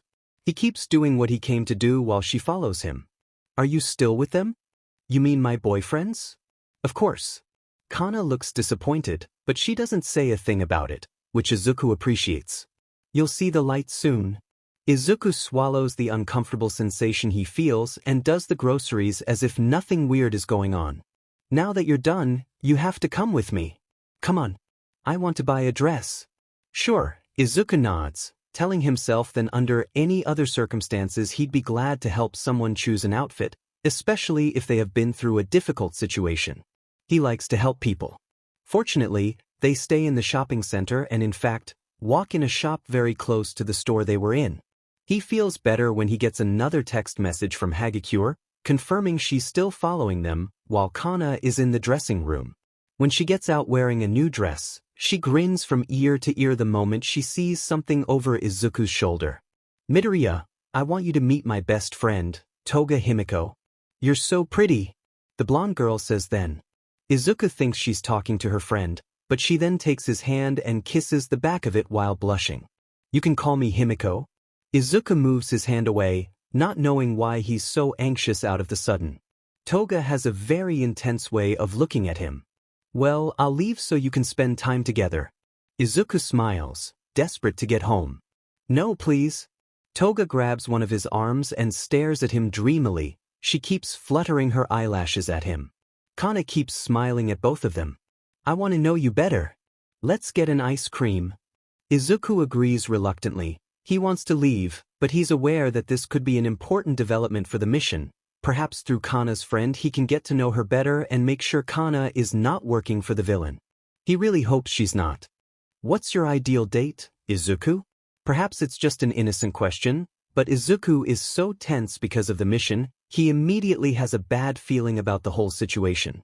Besides, even though he's usually friendly towards anyone, the way Toga is grabbing his arm is making him want to put some distance between them as soon as possible. It used to be going to the park or maybe a fair and share a crepe with the person I like. Are you hungry, Izuku? Do you want a crepe? Toga asks, blushing even more. No, thanks. I actually have to go. Why? Kana cuts in, the moment she notices that Toga looks disappointed. For the most part, she left them alone. She seemed happier walking right behind the two and not engaging in their conversation at all. My boyfriends are waiting for me, Izuku blurts out, not knowing if it's the right thing to do at the moment. He knows he should be trying to pretend things aren't going that great in his relationship, but right now there's nothing he wants more than to see them again. The grip Toga has around his arm tightens and it becomes slightly painful. You're hurting me, he points out, and Toga squeezes him even tighter against her before she lets him go. Izuku doesn't like Toga at all. She makes him feel uncomfortable and nervous. They'll eventually hurt you, Toga narrows her eyes. They don't deserve you. Izuku starts wondering if Toga is one of those people who started sympathizing with the hero's haters after Kana was released and shared the villain's ideals with the world, or if she was always like that due to personal experiences. They love me and they try their best, Izuku argues. The need to defend them is stronger than anything else. I can't ask for more. Besides, I make mistakes too. Nobody is perfect. Pro-heroes certainly aren't, Toga huffs, getting more irritated with Izuku's response. But people seem to think they are. Some of them do, he agrees. But not all of them. It's truly a mistake to idealize people, not only pro-heroes. They are human too, and although they shouldn't get away with crimes just because of their position, we shouldn't judge them too hard when they make harmless mistakes. Toga shakes her head, but doesn't argue with Izuku because she doesn't have anything to say to that. I don't trust pro-heroes and you shouldn't either. I trust Kaken and Shoto. She hisses and Kana doesn't look happy either, but Izuku stays calm, mostly because there's a lot of people around. Although he shouldn't feel like this, they're just two girls with strong opinions. I must go. It was a pleasure to meet you, Izuku tells Toga, before waving at Kana. It looks like Kana wants to say something else, but Toga stops her. Izuku has never been that relieved to leave a shopping center before. As he walks away and into a street nearby, he finally has the time to read Hagakure's texts. She apparently didn't like Toga at all and decided to ask Yaoyorozu to find out more about her. Izuku. He hears Shoto's voice and he definitely bumps into a broad chest and a hero suit that looks exactly like his. But as soon as Izuku looks up and stares into familiar mismatched eyes, he is completely sure this is not his Shoto. He knows Hagakure is still following him because it's part of the deal, but he wonders that now that she's seen his boyfriend she would go back to the agency immediately. Hi, he mumbles nervously before he takes his phone to text her quickly, but a pair of hands snatch it off his as they also take Izuku's groceries. Let me help you with that. You know what? Izuku smiles, trying to look as calm as possible. I forgot something, I need to go back to the mall. I know you're really smart, Izuku, and I'm sure you know this is not your stupid boyfriend. But you'll have to come with me. Hagakure, he screams. This is not Shoto. The villain makes such a disgusted expression that looks so foreign on Shoto's features that it makes Izuku to instinctively take a couple of steps back. He's ready to run. There's a pro hero here? The fake Shoto hisses. I should have known. Then he takes a knife out and Izuku has the sudden feeling, maybe because of his nightmares or the way Toga approached him earlier, that he has finally solved a complex puzzle. Toga?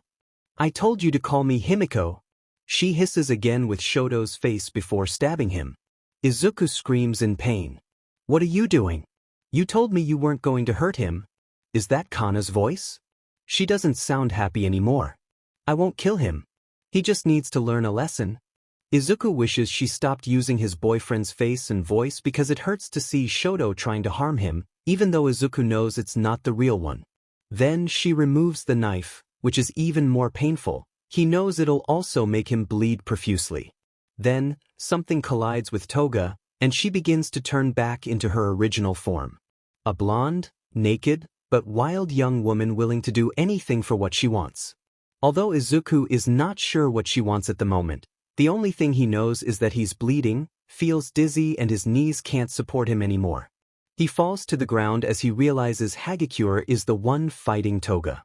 There are a couple of people in that area now and some of them are calling an ambulance and others the police and asking to be transferred to a hero agency. A couple of them are taking videos of what's going on. At least they have Toga's transformation on their phones now. Everything's confusing. I'm sorry. I didn't know she was going to hurt you. Kana is at his side now, although Izuku can't be that sure. His vision has become blurry out of the sudden. He's going to pass out. She's confused, but she means well. There's a scream, but this time it comes from Toga. What did you do? You blinded me. Izuku nerd's heart would have loved to see how Hagakure managed to do that with her quirk. He has seen her on YouTube videos a couple of times. Does she reflect light to the point? His vision turns completely black for a second. Maybe it's not the time for hero combat analysis. Die. The familiar, absolutely rude yell comforts Izuku immediately and even the explosion that follows it. Izuku love, are you alright? For a second, he flinches at the sight of Shoto, but one look tells him this is his boyfriend, the real one. It's alright, Izuku. It's me, please. He feels safe now. Despite the pain and the amount of blood that's coming from his open wound, Izuku had been trying to stop it with his hands, but he's too weak to put pressure on it. His vision is turning black again. Izuku, don't close your eyes, Shoto pleads, desperate, worried. Izuku is almost sure he's about to cry. Stay with me. The paramedics are here, Izuku. Izuku. His Katsuki is getting closer now, but he can't stay awake anymore. At least he's with them again. He wakes up a couple of times. The first one he's inside an ambulance and the paramedic is asking a few questions to Katsuki. Izuku. His eyes can't stay open for too long. The next time he's on a bed, in a room that smells too clean and covered on light blue sheets. Are you alright, baby? Izuku beams as he looks up at Katsuki. He's being extremely soft and gentle with him because he's worried. He also looks tired and like he's about to break. Love. Shoto is there too, which makes Izuku feel better immediately. He's still dizzy, but there's no pain now, although Izuku suspects they gave him a couple of painkillers for that. Suddenly, his boyfriends take his hands and lean closer to him. I'm glad you're here, he manages to say. Don't you dare scare us like that again. Katsuki huffs, trying to hide his own concern, but he intertwines his fingers with Izuku's. His eyes are red, he must have been crying. Shoto doesn't look any better. I was scared. The man with mismatched eyes admits. It's okay. Izuku smiles, pulling them closer, one at a time, to give them both a kiss on the forehead. I'm here.